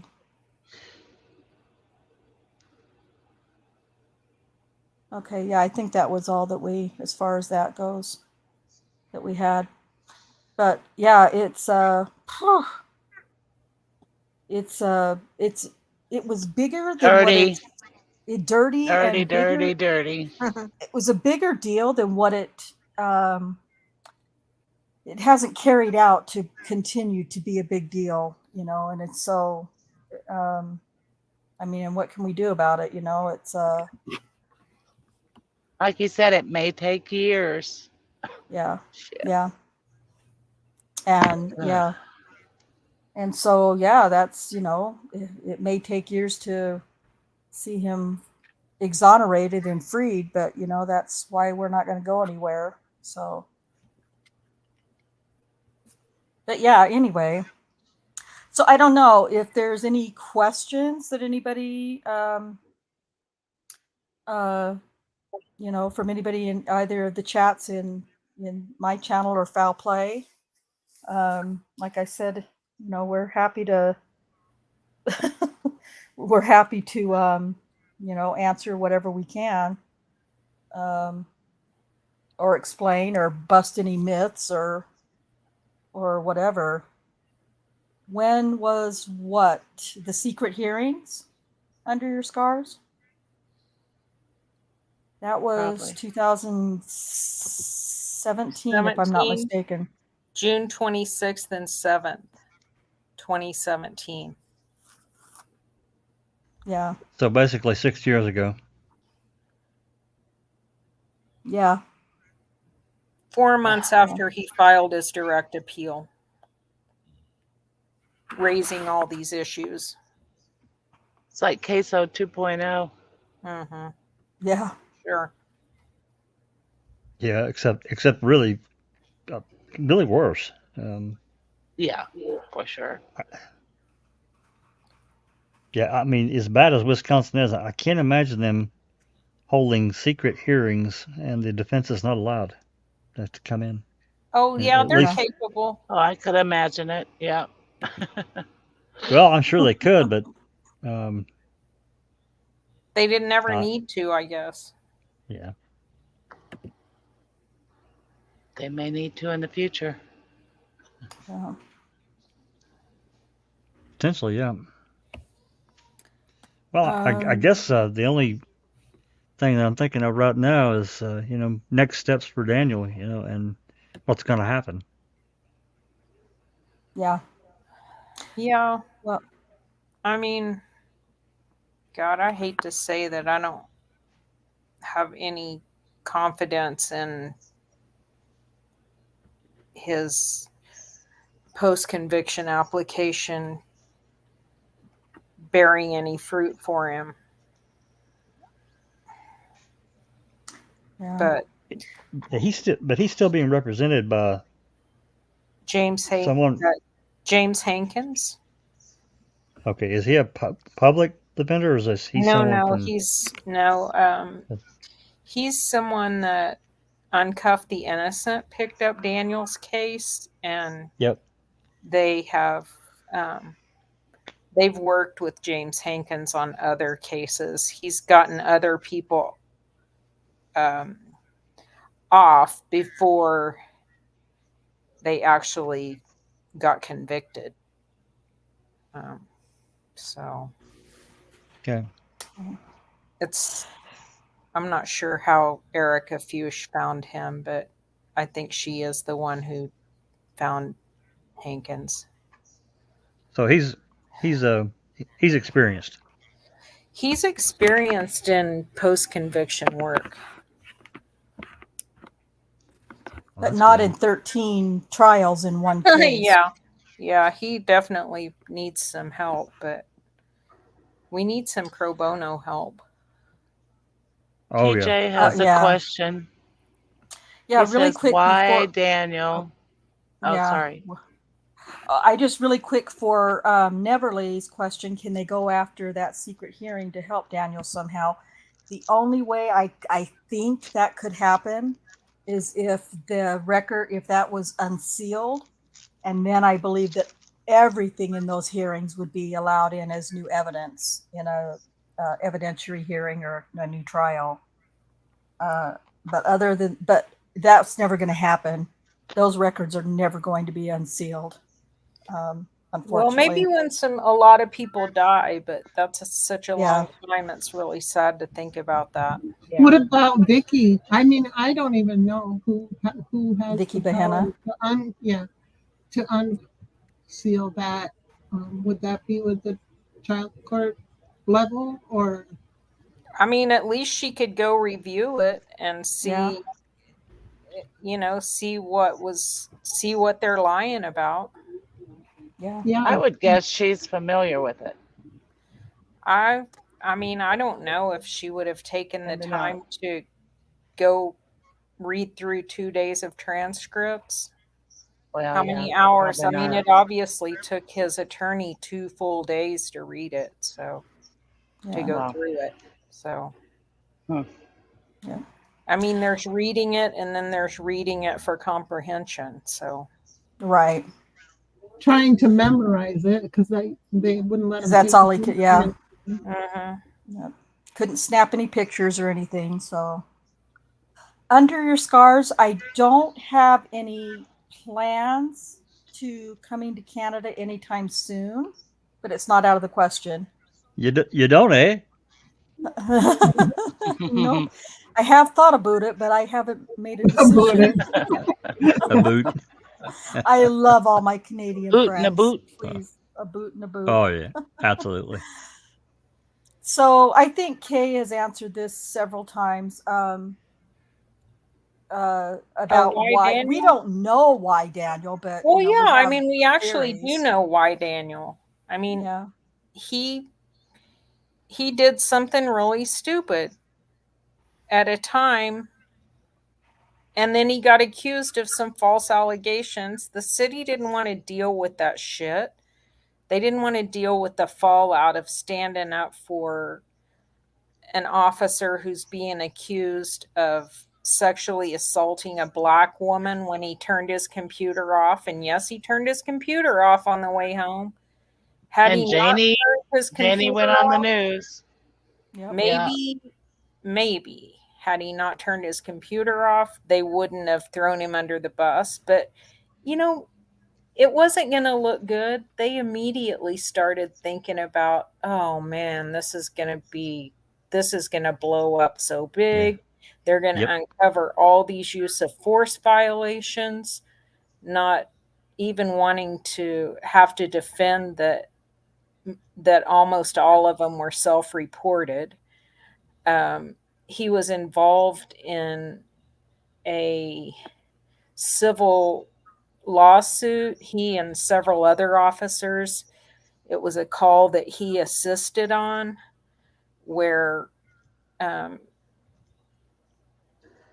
it was an in custody death, and the officers end up being cleared of that, but they didn't want all of that stuff to be raised to a national level, and so they sacrificed him, and they did Yep. that because they didn't want riots in the city that they had spent a fortune on. That's I think, what I think. If it would have yeah, been a what, different officer, depending on the different officers' history and how things would appear, maybe they wouldn't have sacrificed that different officer, but that's not what happened. I don't know. and I think once Janie Liggins went on the news and made her accusations, Mm-hmm. it was out of the Yep. bag.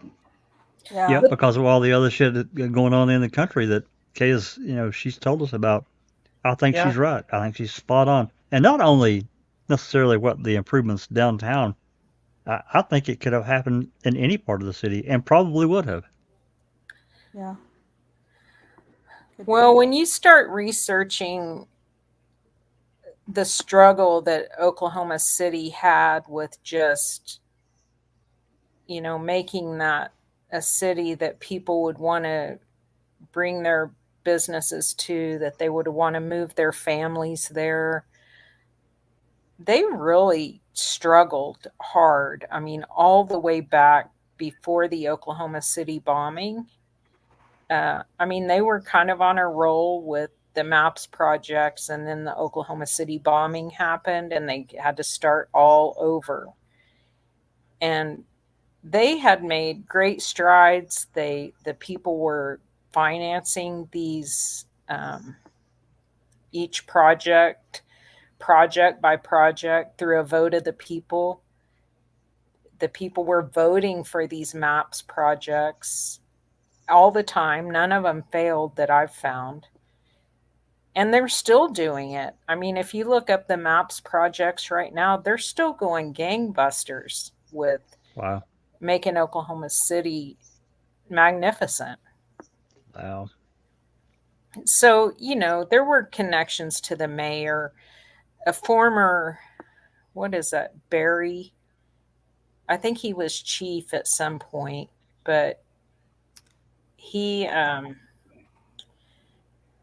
ended up over on the city side as far as city government side of things, and that's where he was when all this shit came around. So there was a connection from the Oklahoma City Police Department to City Hall through that former chief. So, I mean, if we had all their communications, I'm sure they would be like the Stephen Avery case where they don't give you the good ones. You could FOIA them, but would you get what you're looking for? I don't know. Right. Right. Anthony Hills has a question from the Foul Play chat. Why do you think KZ would not take Daniel's case? Well, she was in his civil suit initially. She did several of the depositions for the civil suit, but she's, you know, she had to do justice to Daniel's case. She had to drop it because she's so involved with Stephen Avery's, as well as all the others that she's involved in, you know, wrongful conviction cases. So she did initially was part of the civil suit. And, you know, as we get them and get, you know, as we're able to get clips of different depositions and stuff. In fact, I've already played a little bit of her asking questions in some depositions for Tabitha Barnes, I think it was. And so, you know, as we get an opportunity to, you know, get clips or different parts of depositions and stuff, especially where she's involved, you know, we'll play them for you. But, you know, those are long shots at best sometimes. So I kind of feel like she saw pretty quickly how corrupt Oklahoma was, and she's dealing with that, which has to be so frustrating in Stephen's case, where, you know, Stephen should have had some relief by now. yeah. But because of corruption at every turn, she gets slapped down. The same thing has happened to Daniel, no matter who his attorney is. And like Rhonda said, just the magnitude of this one case really being 13 cases, or if you want to look at it as 8 now, since there were only 8 of the 13 accusers who had guilty verdicts or split verdicts. I don't know. It's just, I think it was just a lot for her. And I think she obviously wants to do the best that she can do. And taking on too much is not, I don't think she can be her best if her plate is full. She obviously still supports him. Yeah, I mean, she's still got the Melissa Kalinsky case, which Mm-hmm. I don't know what the hell is going on with that. I haven't heard anything in months about her case. And then she's had some other cases too. Yeah. But I mean, I've seen people online say, "Oh, if Kathleen Zellner dropped him, then she thinks he's guilty." But Yeah. she has made it That's clear through several posts and through having him on her banner still, that she supports his innocence. Oops, I muted myself. And if so, do we know anything about that cop? Oh, I must have missed your first question to that, Neverly.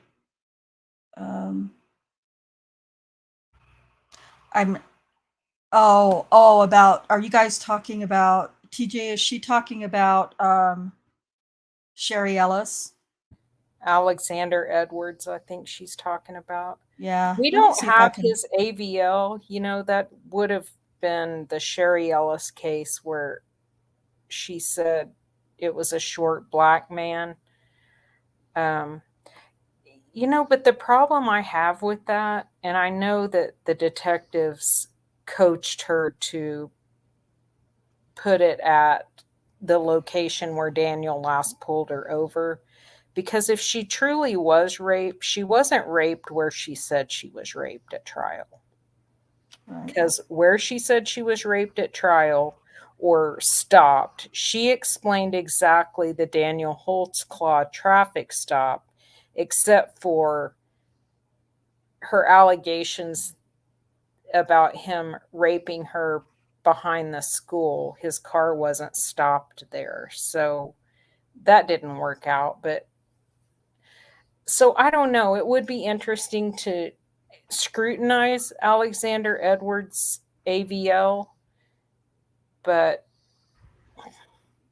I mean, is it really, when you think about it logically, is it really, unless she's going to say where she really was raped, how are we going to know what to look for? You can't look at it and even know, because it's not where she said it happened if it's Alexander Edwards. Right.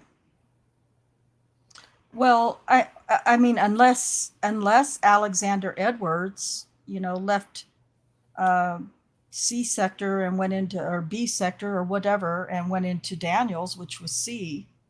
But we don't know that. We don't have any AVL information, like you said, on Alexander Edwards. But I think there's a very good reason for that.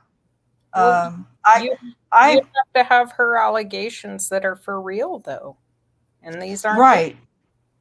I agree. Yeah, I agree with that. I'm not convinced that her allegations aren't real necessarily, but obviously not Daniel. There, it's not Daniel. But well, I don't know. You said this before, Rhonda, that in her deposition, when she says at trial was the first time that she saw who they said raped her. Yes. That tells the whole story. They convinced her that she was raped, that they had the right person. Yeah. And I don't know what they did to convince her to go along with a location that wasn't the right location, because there's no way that Alexander Edwards stopped her exactly where Daniel stopped her. Exactly. Yeah. Exactly where Daniel's car went. There's no way. That's not logical. Yeah. It doesn't make That didn't happen. sense. It didn't happen like that. Right. So there are 20 kinds of problems with accusing Alexander Edwards of this. The first one is that he should actually be innocent until there's some evidence against him. Right. I know. Because he's a short black guy. There are a lot of I know, and I know that's not. I agree. That's what we do. We believe that nobody is guilty until they're proven guilty, and they're innocent until proven guilty. And I've been called out on it, and I admit that I'm trying to find this picture here. It's not right for me to maybe even suggest, I suppose, Alexander Edwards, but I can't, hard as I try, I can't help myself but think, and here's why. Because how many people have said, she described a short black guy. Daniel's not a short black guy. He's this, and this. But let me just show you a picture. I mean, this doesn't show height, but I happen to know that he's 5'7" or 9. Yeah, he's 5. Yeah, he's shorter than Daniel anyway. but I just want to show you this picture. Well, you know, And- fuck Rocky Gregory for disregarding her short black guy. Or wait a minute, is that Kim. that's Kim. Kim Davis? Yeah, I'm Yeah. sorry. That's Well, okay. Well, yeah, No, that fuck was. her. I was gonna say she specifically questioned. I don't remember who it was. It's talking about how dark he was, darker than you, lighter than you, And she says darker than me, and she was pretty Yeah. dark. Yeah. Yeah. And well, she said, I consider myself light skinned. And, Yeah. and damn it, I just saw that damn picture and I can't see it now. I'm going to find it and show it to everybody. Just because people always say, well, who's the black cop that was out raping women, while I don't know that there was a black cop that was out raping women. There's never been reports of that, at least that I've been able to find, that, other than these 13 accusers, there's never been reports that, some black cop was out raping black women. Who was this? Who was this victim that was talking to Kim? I can't remember her name. That's Sherry Ellis. Oh, okay. All right. And Carla Raines said a black And yes, man exposed himself to her or something. yes. Okay, here's hang on a second. I'm going to pull up this picture, and I know it's not right. I'm not saying that he's guilty of it or he did it or anything else. I'm just saying this is not a very good picture, but this is Anthony Edwards, and I bring him up because he was what do you want to call it, accused. He was terminated from the force, Spring Lake Division, same division as Daniel, different shift than Daniel, but I don't even know if he was actually a different shift now that I think about it. But this is Alexander Edwards in his police uniform. Yeah, it was the same shift. It was the same shift, yes. Yeah, you're right. It was the same shift. So that's him. He was having sex with prostitutes, and he tipped off some prostitutes to a sting that they were, which I think it had more to do with human trafficking. If I don't quote me on that, but it's been a long time since I looked at that. But that's my memory of that. There's actually a news clip of it somewhere. I don't think I've used it before in any of my podcasts, but there's a news clip of him at the courthouse, taking after his hearing or whatever, when he pled guilty. And I realized that having sex with prostitutes in the back of his squad car is not the same as sexually assaulting someone. Those are two different things. I'm just saying. And he was terminated, but he was also, he took a plea deal. He pled guilty and took a plea deal that, got him almost nothing as far as a sentence. And, it was, I don't know. All I say when I mention Anthony Edwards is there was a shorter than Daniel black officer who was committing crimes of a sexual nature via prostitution. And that's found in news articles and on a news clip in Oklahoma. But that, like Kay says, it's unfair for me to say that. I'm not accusing. I'm just saying here's this thing over here involving this black cop who was, and it's not fair. It's not right for me to do that. I get stuck on that. So, I don't know. But so those are just some of the, when people want to know who's the black cop that was out raping, there is no accusation that Anthony Edwards ever raped anybody.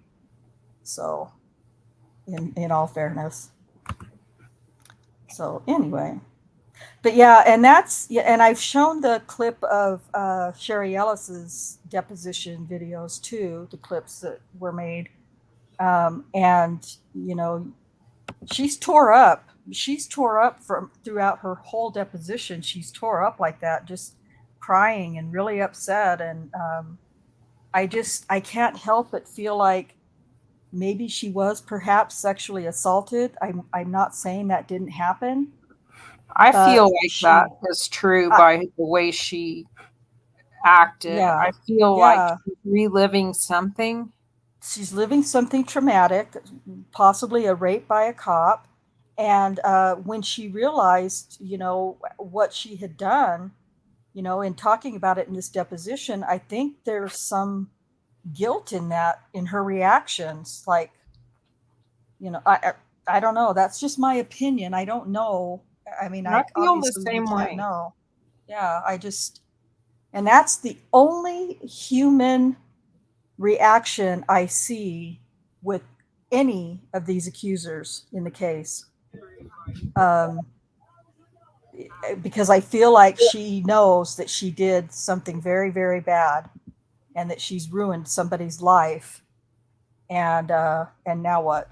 You know, now she's and if I'm not mistaken, I don't believe I think she dropped out of the civil suit just before it was dropped by all the accusers. So, Yeah, she did. You know, I don't know. What does that tell you? To me, that's like, I don't know. It's just an assumption, speculation on my part. But to me, that's another look at humanity. Like, I've already messed this guy up enough. And this case isn't going well as it is. And I'm just going to be out of it.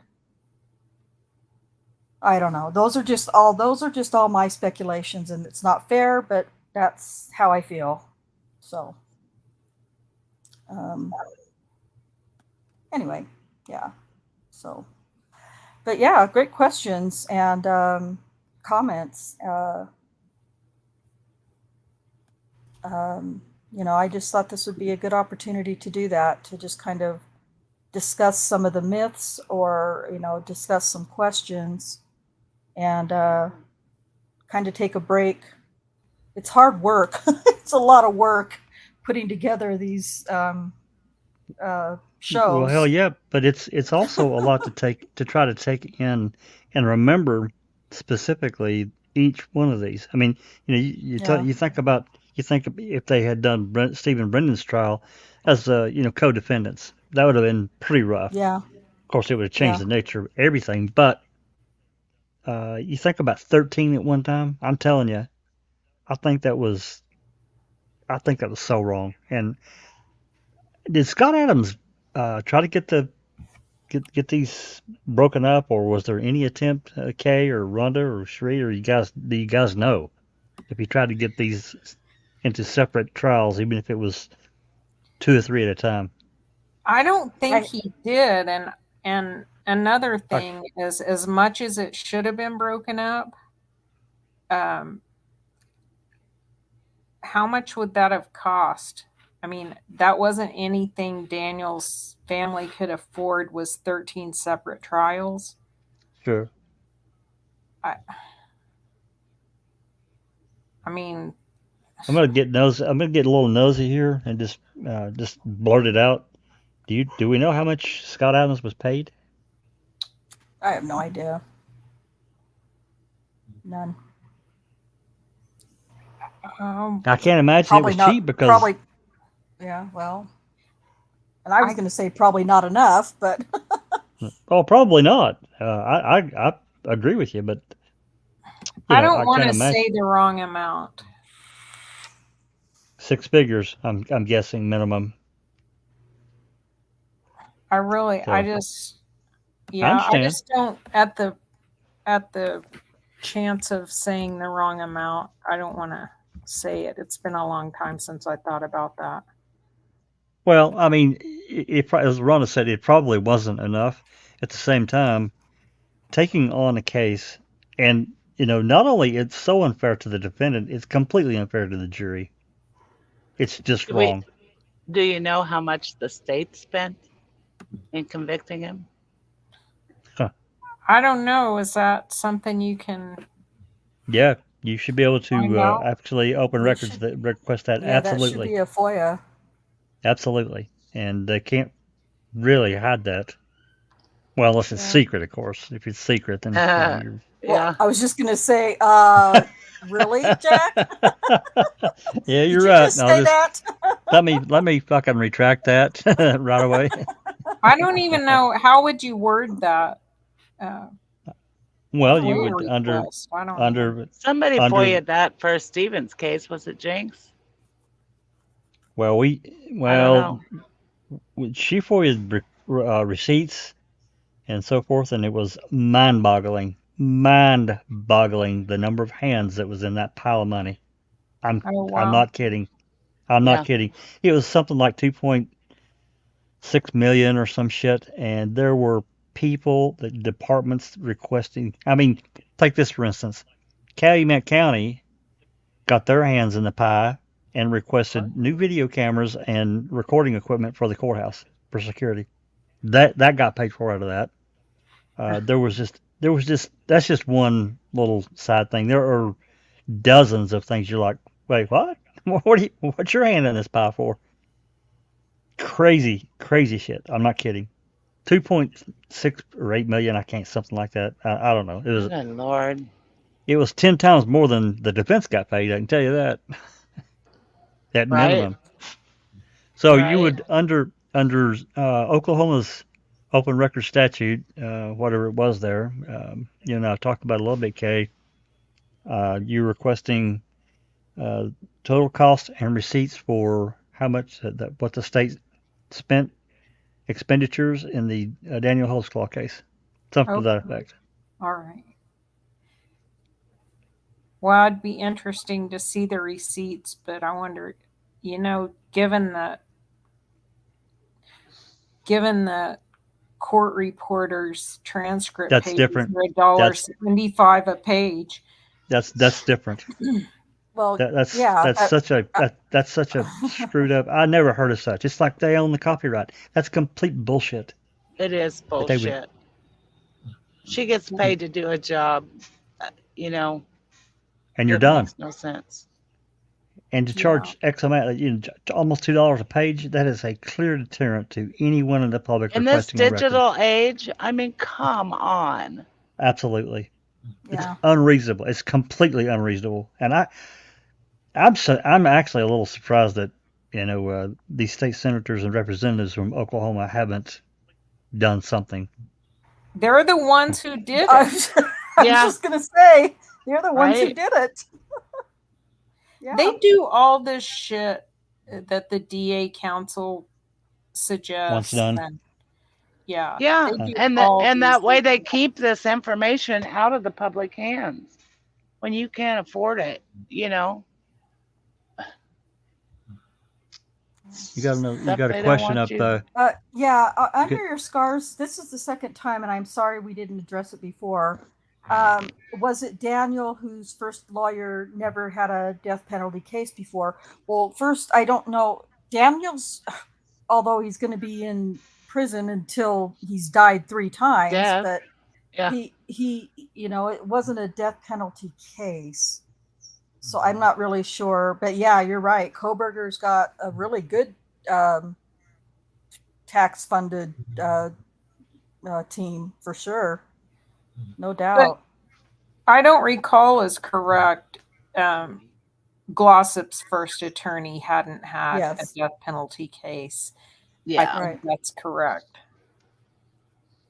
Yes, that's right. And TJ, oh, okay. 36 mil was Bill Clinton when he visited his crime scene. Gosh. Oh, TJ, you're so funny. I was trying so- to find Daniel's writ of certiorari, but I don't know why I can't find it. Well, if you can't find it, I sure can't find it. But I have, I think I have seen it before. So yeah, those are some things You know, I think of everything that we've talked about. You know, those secret hearings, I think, are the ones that are the most fascinating for people to hear if they haven't heard it before. How unconstitutional it was and still is, for those secret hearings. So you'll have to just watch those videos, go back and follow those links that Kat and Cherie have put in the chat, and go back and watch those videos. There was a brief mention of Joyce Gilchrist in one of those clips. That crime lab in Oklahoma City, Oklahoma County, has just been riddled with corruption since Bob Macy was the DA. And, you know, it finally came to a head where Joyce Gilchrist was finally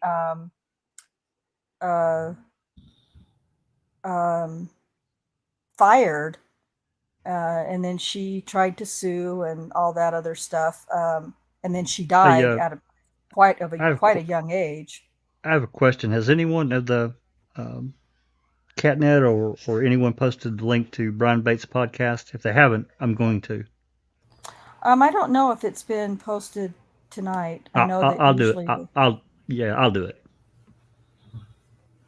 Okay. All right. Thank you, Jack. Oh man, send some positive thoughts out for Bates. He's in, I don't know, maybe he's not still in the hospital, but he's having some heart issues. So he went to the ER and they admitted him to run some tests, and so he's studying for his summer finals from a hospital bed. Oh wow. Anyway, hoping thankfully, you know, if they can locate the problem before he has an issue, that's just the best outcome. Yeah, he did. If anyone hasn't listened to his podcast and all the work that he did, it's just outstanding. It's just outstanding. He did a huge body of work. He's a detailed guy. He is. Very detailed. And if you're interested in this case, you need to listen and watch what he did. It's quite amazing, actually. Yeah. I'm trying to fix. Go ahead. I'm sorry. I'm trying to fix that, Rhonda. Okay.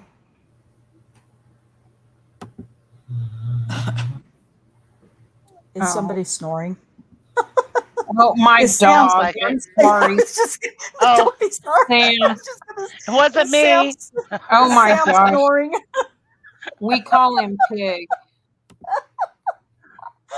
Oh, God. That's funny. He's a pit bull. I can't wait to see him. Ever. Do I get to meet him? Do we get to meet him? I don't know if you get to see him or not. He may not make an appearance in the big city. Yeah. I fixed that, Rhonda. Okay.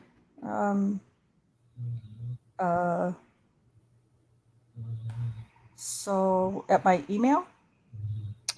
No, I just changed the setting. Okay. Gotcha. Okay.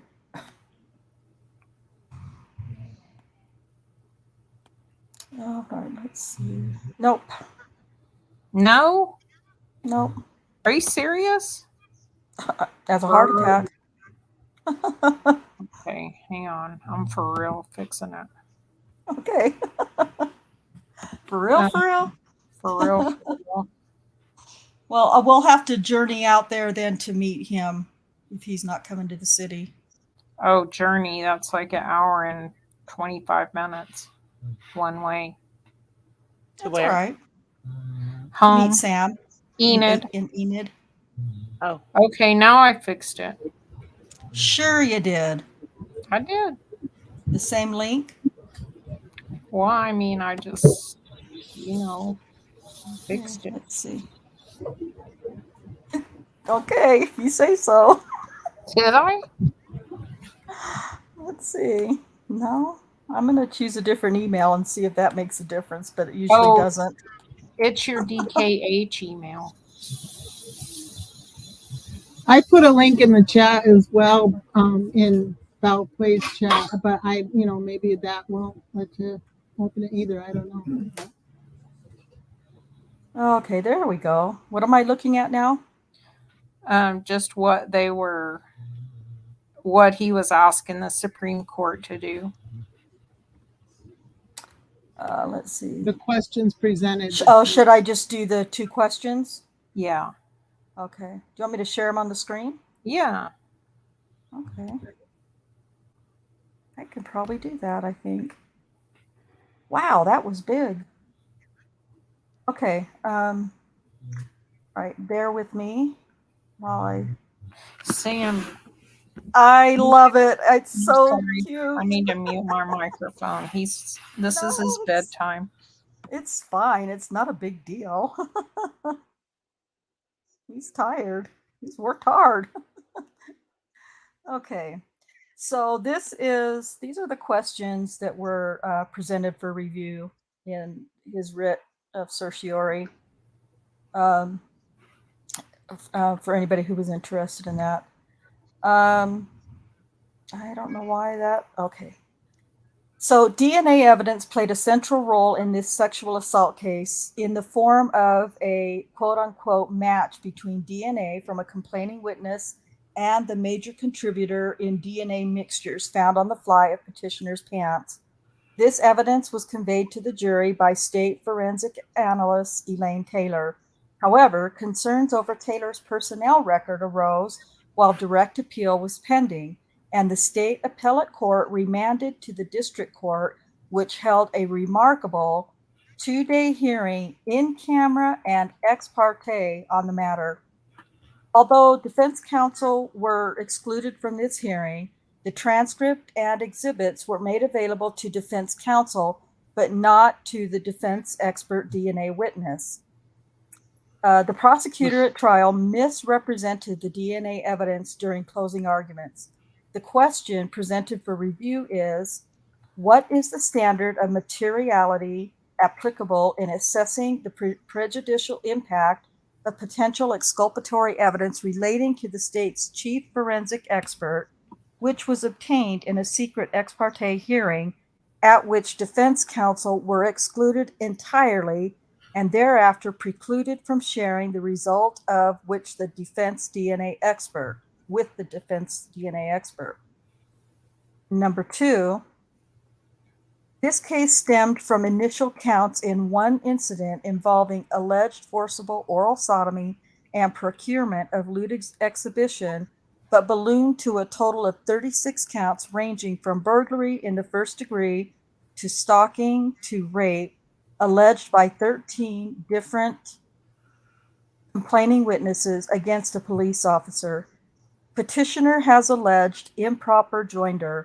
The question presented is there a constitutional limit on joinder of complaining witnesses and counts? And then, yeah, those were the questions presented. And the Supreme Court said, fuck off. Yeah. Yeah. Piss off, you They said, peasants. we're busy with all these important things. Like, just pick one. Pick anything. Find the most stupid thing the Supreme Court took up. Can just taking free trips on private jets that were just from people were. Oh, come on! Never What's mind. wrong with that? That was wasn't that the Oklahoma Supreme Court? No, this is the Oklahoma. This was the U.S. Supreme Court. Oh, wow. Yeah, I mean, they really felt like that was the best path, the quickest path. They weren't going to get any relief in Oklahoma. And why wouldn't the Supreme Court take up a case where there were secret hearings? Good question. The defendant was excluded. I mean, that's a no-brainer right there, you would think. Yeah. But apparently we don't have enough. There are too many cases for these Yeah. justices to deal with, and they choose what they choose. Anthony Hills, I wish there was anywhere you could get a brief background on the case. I But think Daniel in the Den is the best yeah, that's probably kind the of best. start. Yeah, Michelle Yeah. Malkin's Daniel in the Den, YouTube. on YouTube, and I know that one of the mods is going to put it in the chat.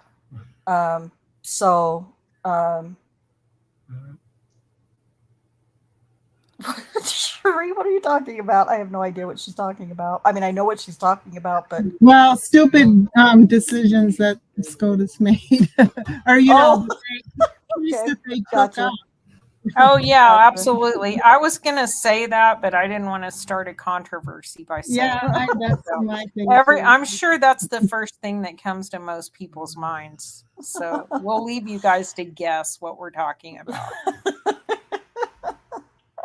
Yeah, you're right. You're right. That's the one. Yeah. Yeah, so yes, definitely Brian Bates. However, he doesn't give a brief overview. Yeah. So I agree with Susan. Daniel in the Den on YouTube is probably the best place to get. Let's see if I can find that real quick. That the villain. I've got it here, Rhonda. You got it? Okay, thank you. That the villain podcast that I posted earlier. That was pretty good. That was good too. The Villains? I don't know if I watched The Villains. Yeah, it just came out maybe 2 or 3 weeks ago, and it has let's see.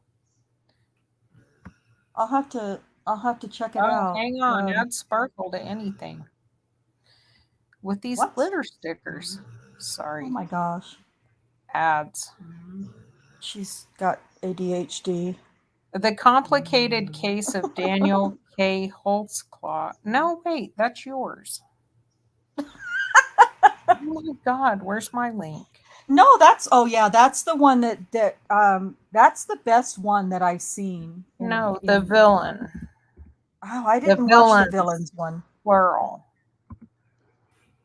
Yeah, I didn't watch the Villains. I thought Cherie posted it. Oh, I think I posted it in the beginning, early on. But we can do it again. Actually, I think you have it in this private chat over here. I thought so too, but I clicked on what I thought it was, and it took me to the one that you. The writ? Oh. No. Oh. Oh my God. Oh. Well, we don't know what we're talking about. Well, we know what we're talking about. We just don't know where the link is. This is the train wreck part. I got it here. That link in. I'm getting it. Okay, sure. Okay, I'll have to watch that myself then, because I haven't watched that one. I've been all wrapped up in the other one. Oh, TJ. This has 4.2 million views. Oh, okay. So that explains why Daniel's support page has been getting so many new supporters. Okay, did that post? I'm sorry, I'm not logged into YouTube to be able to post it myself, so I put it in a private chat. Oh, okay. I was like, what are you doing here? All right, let me see here. What I'm doing. Sam, you snore too loud, pig. Piggy. Okay, let's see if this works. And then Anthony Susan, oh lordy, Susan has also put a link for Daniel in the Den into the chat as well. So that will help. This one that I just posted in the chats, I don't know what the name of it is, but that's the one that Kay's talking about. I'm going to have to watch that myself because I don't know about it. It's called Cop Realized He Is Going to Jail for 263 Years. Not sure I've seen that. Yeah. How long is it, Kay? How long has it been? It is 42 42 minutes. That's not bad. No, he does a pretty good job. He makes a couple mistakes, but not really, not bad. Gosh, Kay, I don't know why, but I feel like you're confusing it with the other one. Am I? Hang on. I think you are. Oh, wait, I am, because I'm looking at That's my what comments on it right now. Yeah. Okay, well, just have- disregard everything. I'm going to go snore with my dog now. No, you're not. No, you're not. No. I mean, you can watch this one, of course. I haven't watched it yet. I don't know about any of the accuracy in it. But the one... Man, I need to start a document that lists all of these, and we can rate them on a scale of 1 to 10. Yeah, for sure. So I'm going to put the one that I was talking about in here again. This is the one that I've been talking about. This Morbid guy, Curiosity, or is that the one? Or? No, not Morbid Curiosity. I was. Oh, sorry. I was not all that impressed with Morbid Curiosity. Yeah, those people pissed me off. Me neither. Yeah, they did me too. So the link, it's called The Complicated Case of Daniel K. Holtzclaw, JCS inspired. That's the one I think Kay is talking about, because he did do a really good job compared to everybody else at breaking down the case based on the interview. And like Kay said, there are some things that are incorrect, but that's true. That is right. That's the one. Because I commented, I've been researching this case since December 2016. You did a fantastic job summarizing Daniel's case, which is in effect 13. Yeah. Yeah. So how many? So this has 84.4 thousand views. Yeah. That's a lot. And I am all over the comment section in this one. Just about, I mean, I'm just all over it. And I comment, I get notifications every day from somebody who's responded to a comment that I've made. And I've been called names. I've been called a racist. You can call me anything you want, but when they call me a racist, I get really upset about that. But anyway, you don't say that's just like your opinion, man. No. When they with other things, I might say, well, you know, to each his own, your opinion, blah blah blah. But when I get called a racist, I get really defensive of that. That was a Big Lebowski reference. Oh, what did you say? Oh, never mind. That's just like your opinion, man. Yeah. Yeah, that's the subscribers. It's had over 36,000 views. Oh, that's the subscribers. Hang on. See, I don't know what the hell I'm talking about today. No, the villains have had 4,259,398 views. Jesus. I'm going to have to watch it, I guess. And they only have 207,000 subscribers. That's amazing. That's since May 1st of this year. You know, I think that it was Darkside that put those in. I don't know if it was in Daniel's Truth or in Daniel's room in Foul Play, or in my room in Foul Play. But I think it was Darkside. Darkside, if you're still in the chat, I know it's late for you, but I think she put both of those in. And I think she said something about the villains one. And I was like, then I'm not going to watch it because it'll piss me off. And I don't. But then I watched the other one, the Complicated Case of Daniel Holtzclaw. And I was like, Oh yeah, and I saw your comments in there too, Kay. And then I just went, I just went crazy commenting because I don't have anything else to do with my time, and so I just sit on YouTube comments all day long. I just pisses me off though when people are like, so not pisses me off, but I want to inform. I want to give the correct information. And unfortunately, you can't link things in other people's YouTube channels. I mean, I don't know if you can or you can't, you but can. You can turn that on and off. yeah. And so whenever I've linked, like I linked a bunch of stuff in Morbid Curiosities, and the links always um, would disappear. And so, but when people say, well, prove it, if you have all this proof and all this information, prove it. Well, I can't, number one, because I can't link anything in somebody else's channel. Number two, I mean, I just don't have links for information that I have. And then it sounds like I'm trying to get people to join my, well, just come to my channel. And I don't want to do that in somebody else's, channel either. Like, oh, come and watch my stuff. But I have said, I've been breaking down this case for over 2.5 years, 3 years, and I have a lot of different videos with a lot of factual information in them, with police reports and trial transcripts and, different things like that. And, but I don't tell the name of my channel. I just leave it to people to figure out that it's, what my name is. And I have gotten a few people that came from Morbid Curiosities to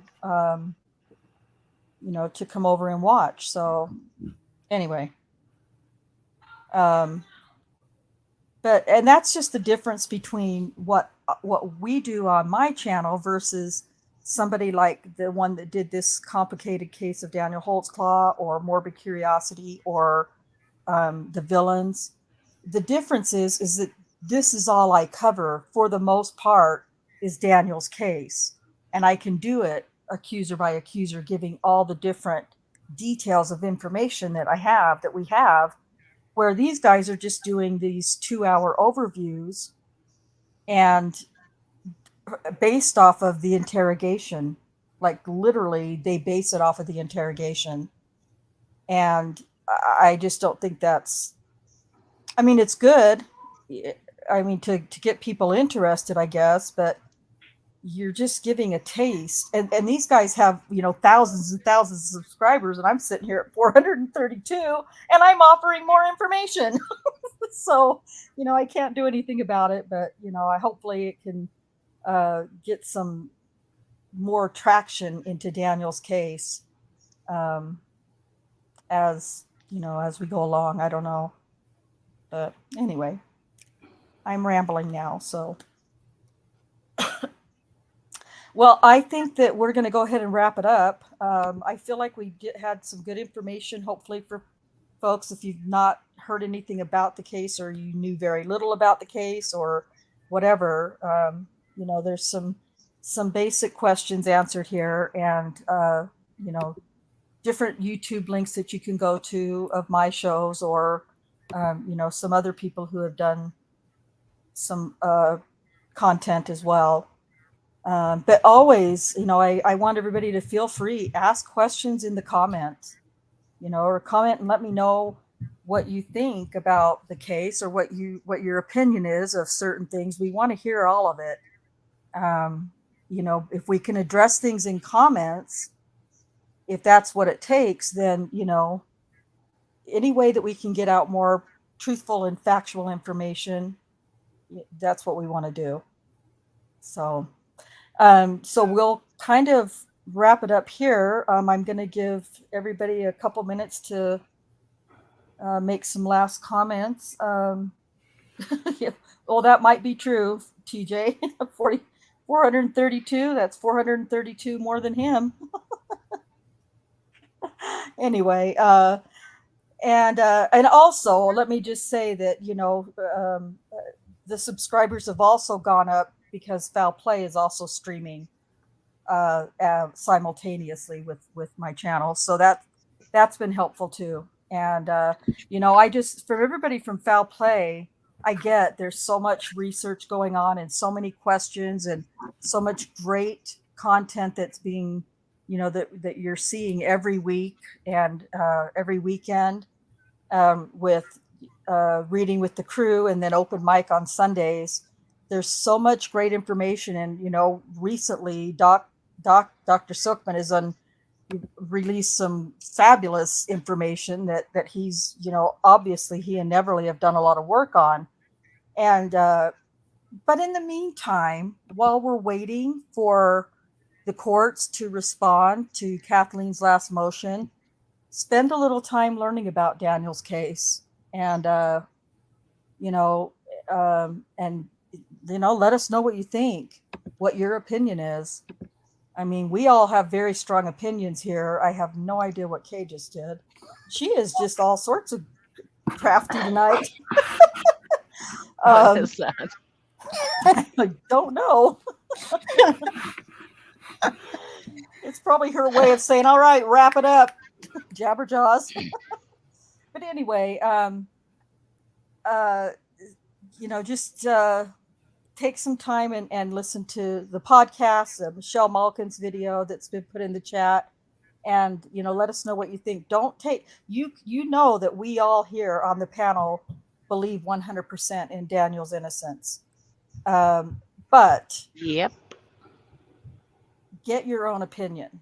And if I can just say, and I'm not saying anything bad about Cherie or Kay here, but if Jack and Susan believe in Daniel's innocence, and I'm kind of speaking to those people in foul play who are watching, there's got to be some truth to what we're saying, because Jack and Susan aren't just going to go, spouting off, he's innocent, without having some knowledge and some belief of it themselves. Dr. I'll Sookman say- too. And I'll Dr. say- Sookman, yes. When at the time that it happened, it was on the news here because I'm not far from Oklahoma City, and I just thought he was guilty. I didn't look into the case. I didn't see the case, just from the news, and Same here. 13 women, and Same here. I was Yeah. like, yep, I got another cop. Good. Throw his ass in jail. Yep. yeah, I didn't look in Yep. the case at all. motherfucker. Yeah, Yeah. he deserves it. Yeah.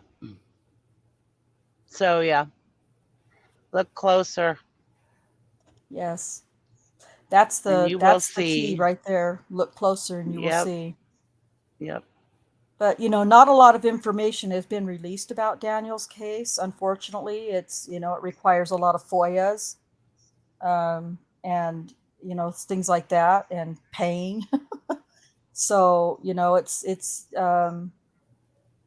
it can get really spendy.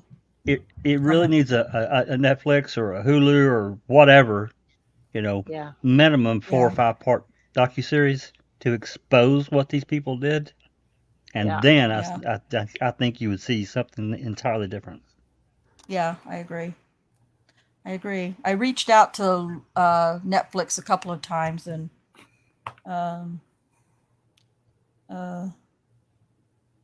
yeah, I did. I don't know. Did you watch that yet, Anthony Hills, Dr. Silkman's review? It was fabulous. Outstanding. Yeah, it was. Yeah, outstanding is a better word. So if you haven't watched that yet, definitely take a look at Dr. Silkman's presentation on the DNA. What little microscopic amounts of it there are in Daniel's case, because it'll blow your mind. I know it blew our mind, did mine. So, anyway, comment, leave us some comments that, questions in the comment section that we can answer. Like I said, I'm checking notifications on comments multiple times a day. So, usually within the 24-hour period or less that you make a comment, I'll respond to it. So I don't know if somebody wants to grab Dr. Silkman's presentation, just the standalone part, or you could do the whole thing, I guess, and put that in the chat. And just, it'll, if you I'll have questions look- about the DNA. Yeah, I'll look right quick and grab it. Okay. Okay, Give me thanks. just a second. You bet. Yeah, we're gonna get it. Jack's gonna get it. Neverly. If you, just if you don't really know, let me just give you a nutshell if I can. In the trial, there was one of the accusers, 17-year-old girl who Daniel had stopped twice that day, and searched her. The first time he searched her, he handcuffed her and the two people she was with, and searched her bag, and then later that night he found her walking alone, and she's 17 years old. So he found her walking alone. So he searched her again, put her in the back of the patrol car, and took her home and dropped her off. Well, then she claimed that she was vaginally raped by Daniel.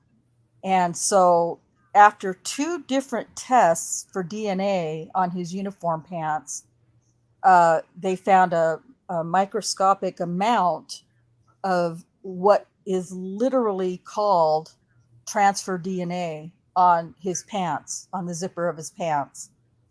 Well, when they got to the closing arguments at trial, the prosecutor, Galen Giger, literally lied to the jury and said that DNA came from the vaginal walls of this 17-year-old girl. And that was an absolute, unadulterated lie. There's no science for that, first of all, and at least that they could do in Oklahoma, and they refuse to admit that it could possibly be transfer DNA, and it was a very small amount of DNA, by the way. Tiny. And I'll tell you what, I don't even trust that it actually came from the fly of his pants. I'm not convinced it could have either. been. It could have been anywhere on them. Yep. That's what. Yeah. That's what those dirty crime labs do. Well, and even worse, to add to that, they didn't really check the pockets and normal areas using multiple different light sources, which they could have picked up other potential DNA. They didn't do any of that. Right. Yeah, there was so no. They say. So they say. I don't necessarily believe they didn't. I don't find anything. Yeah. He wore those pants for a few days. There have to be stains on the pants. Yeah. But yeah. Daniel hasn't been able to get the pants for retesting. So, it's just so bizarre. So bizarre. Or at least for the civil trial, he wasn't able to get the pants to be retested. I mean, that could change, hopefully, possibly for post-conviction, but no, nobody was examined at the hospital, Anthony, except for the woman he stopped on the night of June 18th when this all started. And she had a SANE exam. Yeah, she claimed that he had that he had put his penis in her mouth. So she went to the hospital and had a SANE exam, sexual assault nurse examination. And there was no DNA. And Dr. Silkman's presentation shows us that very clearly. There was no DNA from Daniel anywhere in her mouth, on her person, anywhere at all. Yet she won a conviction on all of her accusations against Daniel. So, but the other accusers, they took buccal swabs from all of the accusers, and the only DNA that was found was from the 17-year-old girl who Daniel had pulled over, Adara, who he had pulled over several hours earlier before he pulled over Janie Liggins. And was it about 3 hours that it took Janie to get to the hospital? Yes. Yeah, about that. Yeah. Yeah.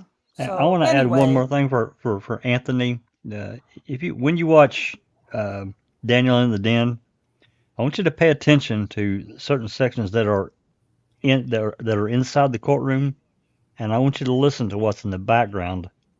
It's these protesters outside the courthouse, to convict Black Daniel. Lives So Matter, kind of. that's right. They were loud. Protest. They wouldn't. So these jurors heard all this. They're Keep in mind, chanting 36 counts, give him life. 36 yeah. counts, give him life. So I there's can't think what the other is. this underlying tone of, if you don't, we're going to burn your fucking city down. So there had to be this element of fear. There had to be. I mean, can you imagine sitting in on that jury and having all these people outside doing this daily chant? Just keep that in mind. Just be listening. Just be watching for it and listening when these scenes in the courtroom come up, and they do. Thank you. Yeah. Oh, thank you. So I just put a link in the chat, in my chat for now. Anyway, I'll put it in Foul Plays as well. This is a fact sheet on the DNA scientific issues in Daniel's case. And it's just one page, so it's not a huge, long thing. And I'll put it here in Foul Plays as well. Stick Space says, when's the retrial? That'd be nice. Yeah, it we would. don't know. There's no, we don't know. We don't know. He's got to get a post-conviction relief, so anyway, so yeah, great questions and great comments. I really appreciate it. Susan, what would you like to add before we wrap up? I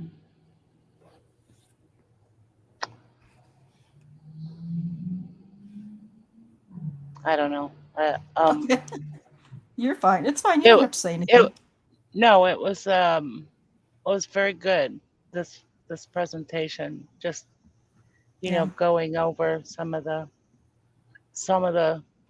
stuff that's really bad in this case and educating people. Yeah, it was good.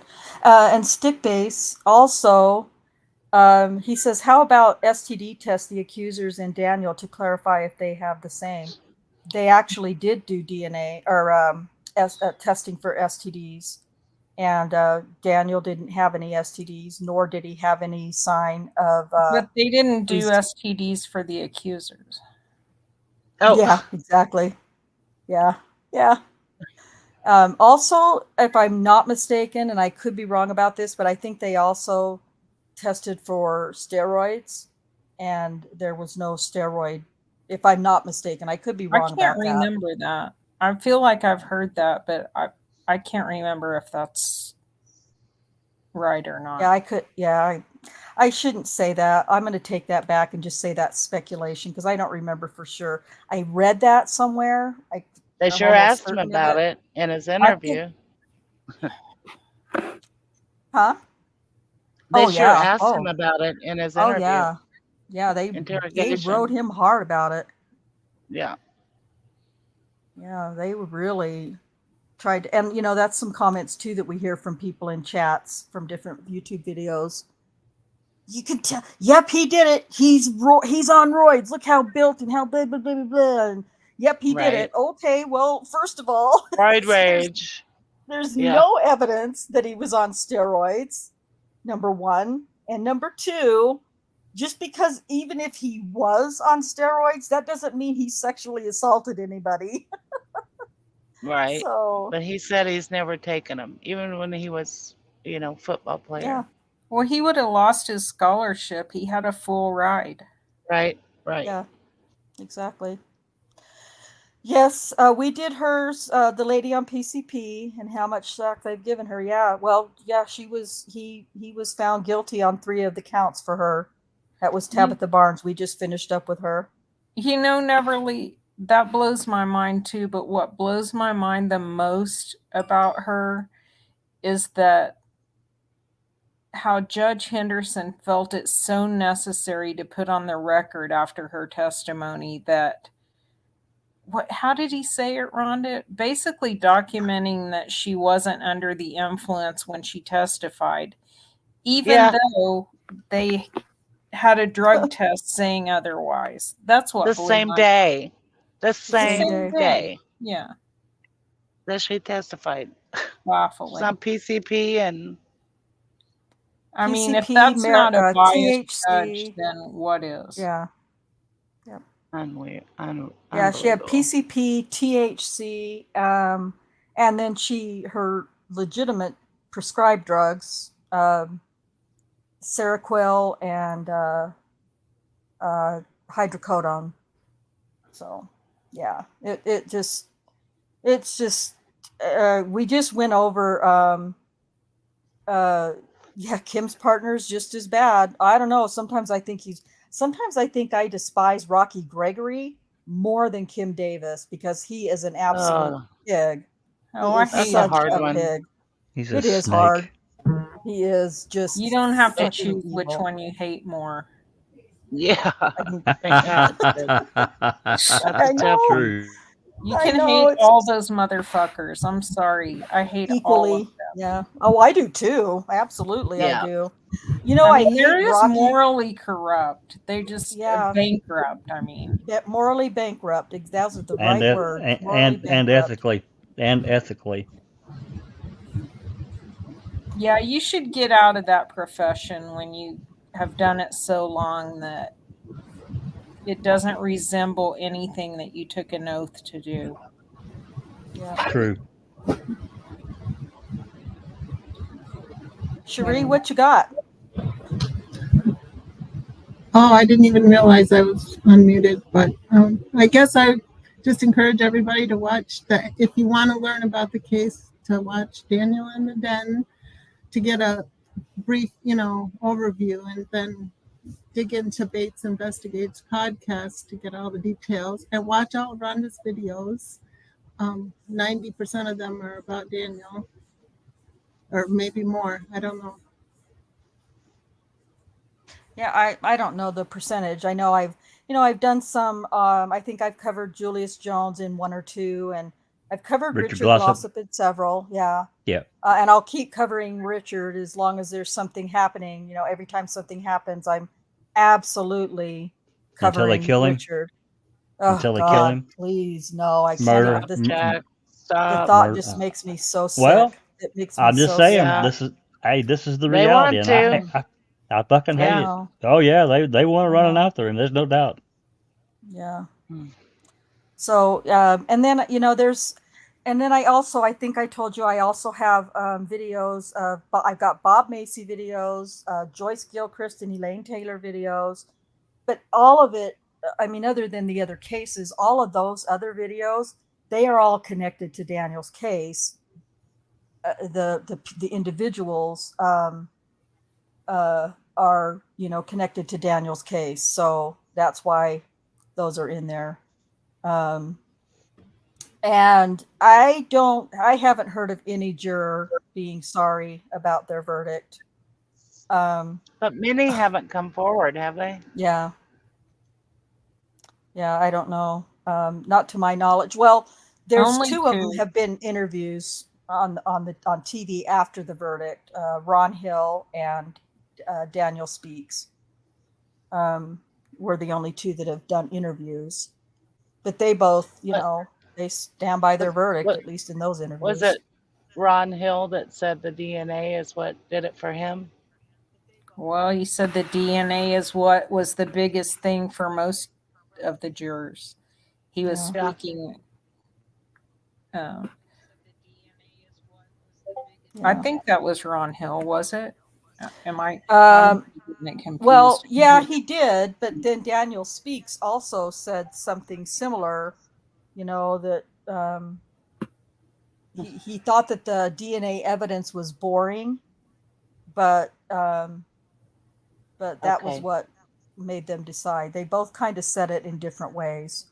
Ron Hill was just kind of a prick, personally. Sorry if he ever happens to hear it, but he was just kind of kind of a arrogant, I guess is a better word, in his news interview. So, yeah, excuse me. So that's yeah, there's a lot of information, old videos that you can watch that that we did way back in the beginning when I have no idea what I was doing. You know, to now where I know a little bit more, and Kay and Cherie keep me on track the best that they can. They try hard, but it's really I don't make it easy on them. So I'll give Kay the last comments here before we end it. Well, I just want to thank everyone for all the questions and comments and keeping this so interactive tonight. We really didn't have any clue what we were going to be talking about tonight, and it turned into a very informative podcast. So made us think about some things we haven't thought about in a long time. It's hard to keep everything in your brain at once. What else? I talked to Daniel today. He's doing good. He's been in the gym on a regular basis. And what else? Just he had injured his knee and his low back, but they're both getting better. So he's starting to feel pretty good. I think he lifted pretty heavy today, so he's going to take a couple days off. And they're getting some ice cream in a few days. So nice. The highlight of all highlights in prison when it's ice cream day. Yeah, it would be a real treat, I'm sure.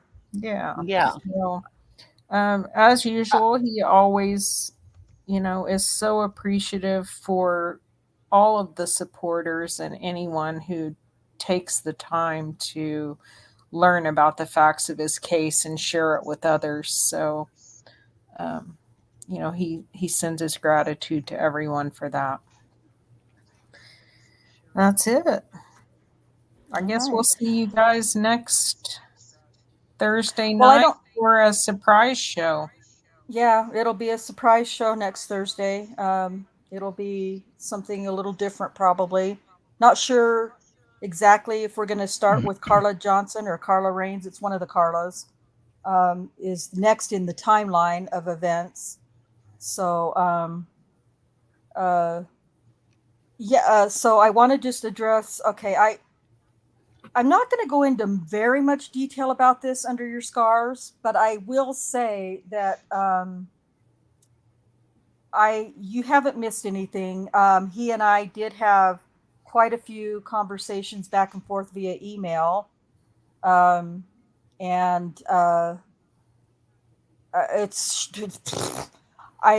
know that Cherie and Kay and I read the documents that he sent. I don't know if Jack's had a chance to read them yet. Oh man, that's a whole podcast in itself right there. It's a whole series of podcasts. Yeah, that's why I don't really want to comment on it too much, but we are in contact, and he and I will be having more contact and deciding how to go about something with that particular case. But thank you, because I find him very intriguing and very interesting.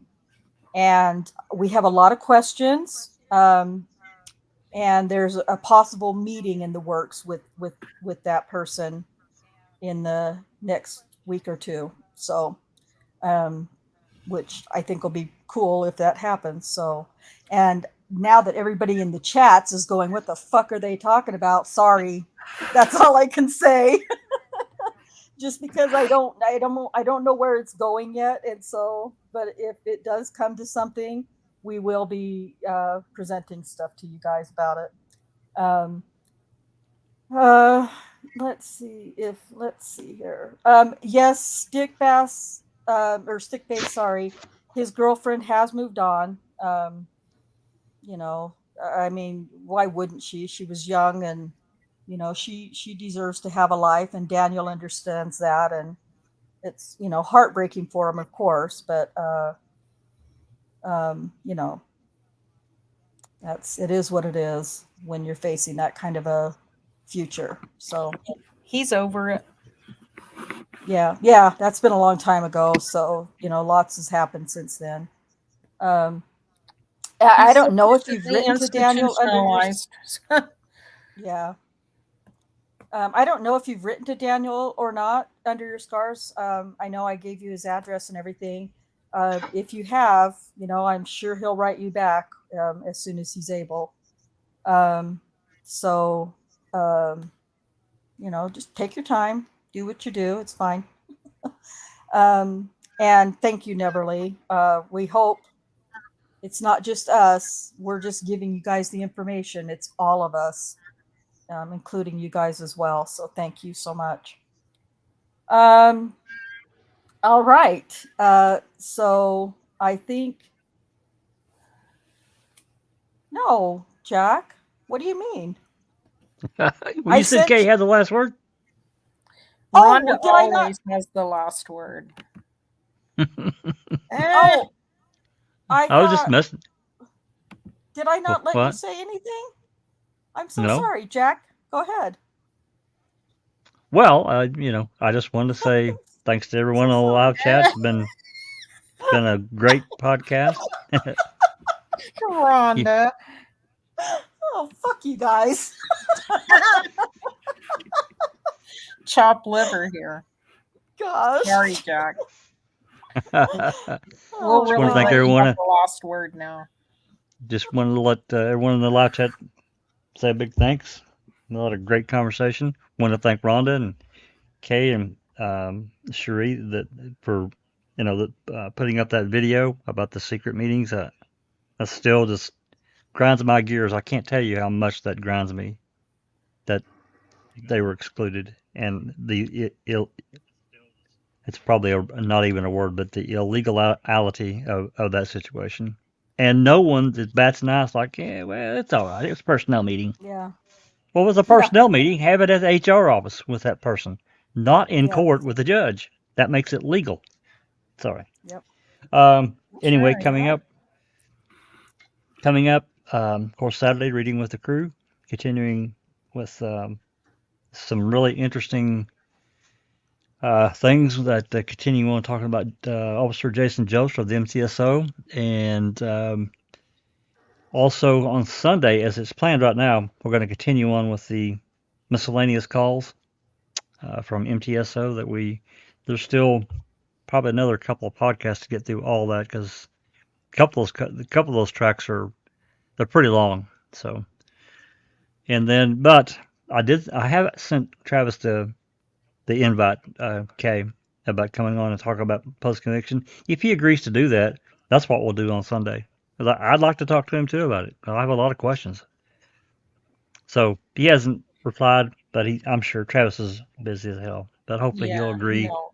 Oh, yeah. I mean, if he's comfortable doing it, if he's not, that's cool. So I get it, So, but we'll try to get someone, certainly with a legal knowledge, to answer our questions. And if you can just talk about it in a generic way. Yeah, I said layman's. I requested layman's terms. I did. Yeah, for sure. Thank goodness.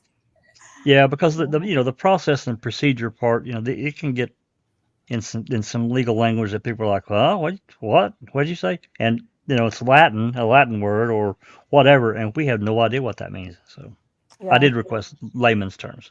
Well, if we don't ask him to specifically talk about things about the Holtzclaw case, because I think he feels a little like he's in a little gray area there, because he did do the motions in limine for the civil aspect of Daniel's trial. So I think he feels kind of, well. No, I didn't say, I want the process, not about any specific case. Yeah, cool. Yeah. So awesome. And then one last thing, we've been asked to look at another case, And this just literally happened in the last couple days. And so it's a pretty big case. And so we're getting information, and and this is supposed to be another wrongful conviction. And I have to say, I know virtually nothing about this case. I heard about it. I heard seen the headlines, but I really know very little about it. So some of us are going to be checking out some information that we're being given, and maybe we'll open that up on an open mic or some other podcast or whatever to talk about it. But we'll see. We'll see how state that is goes. that out of? Rondo, which state is that? I really don't know. Tennessee? Is it? Indiana, No, I don't know. I think. Indiana. I think it's Indiana. That was going to be my second guess. Was Indiana? Yeah. Going up. Yeah. It's a case that is connected to the Delphi case, but it's not the Delphi case. I don't think. Right. Yeah. Well, no, it's not. right. Yeah. Yeah. But it's kind of connected somehow. Yeah. I don't know. I don't know enough about it. Yeah, we're just kind of starting to dig into that over in foul play. So. Yeah, this is, like I said, this has only happened in the last couple of days, so we agreed to take a look at it. So we'll see. That's what we're gonna do. And thank you, Rhonda, Kay, Sheree, for all the hard work you do on Daniel's case. Well, thank you for hanging out with us on Thursday nights. We appreciate it. You bet. And so until our surprise show next Thursday, I'm going to go ahead and say peace out.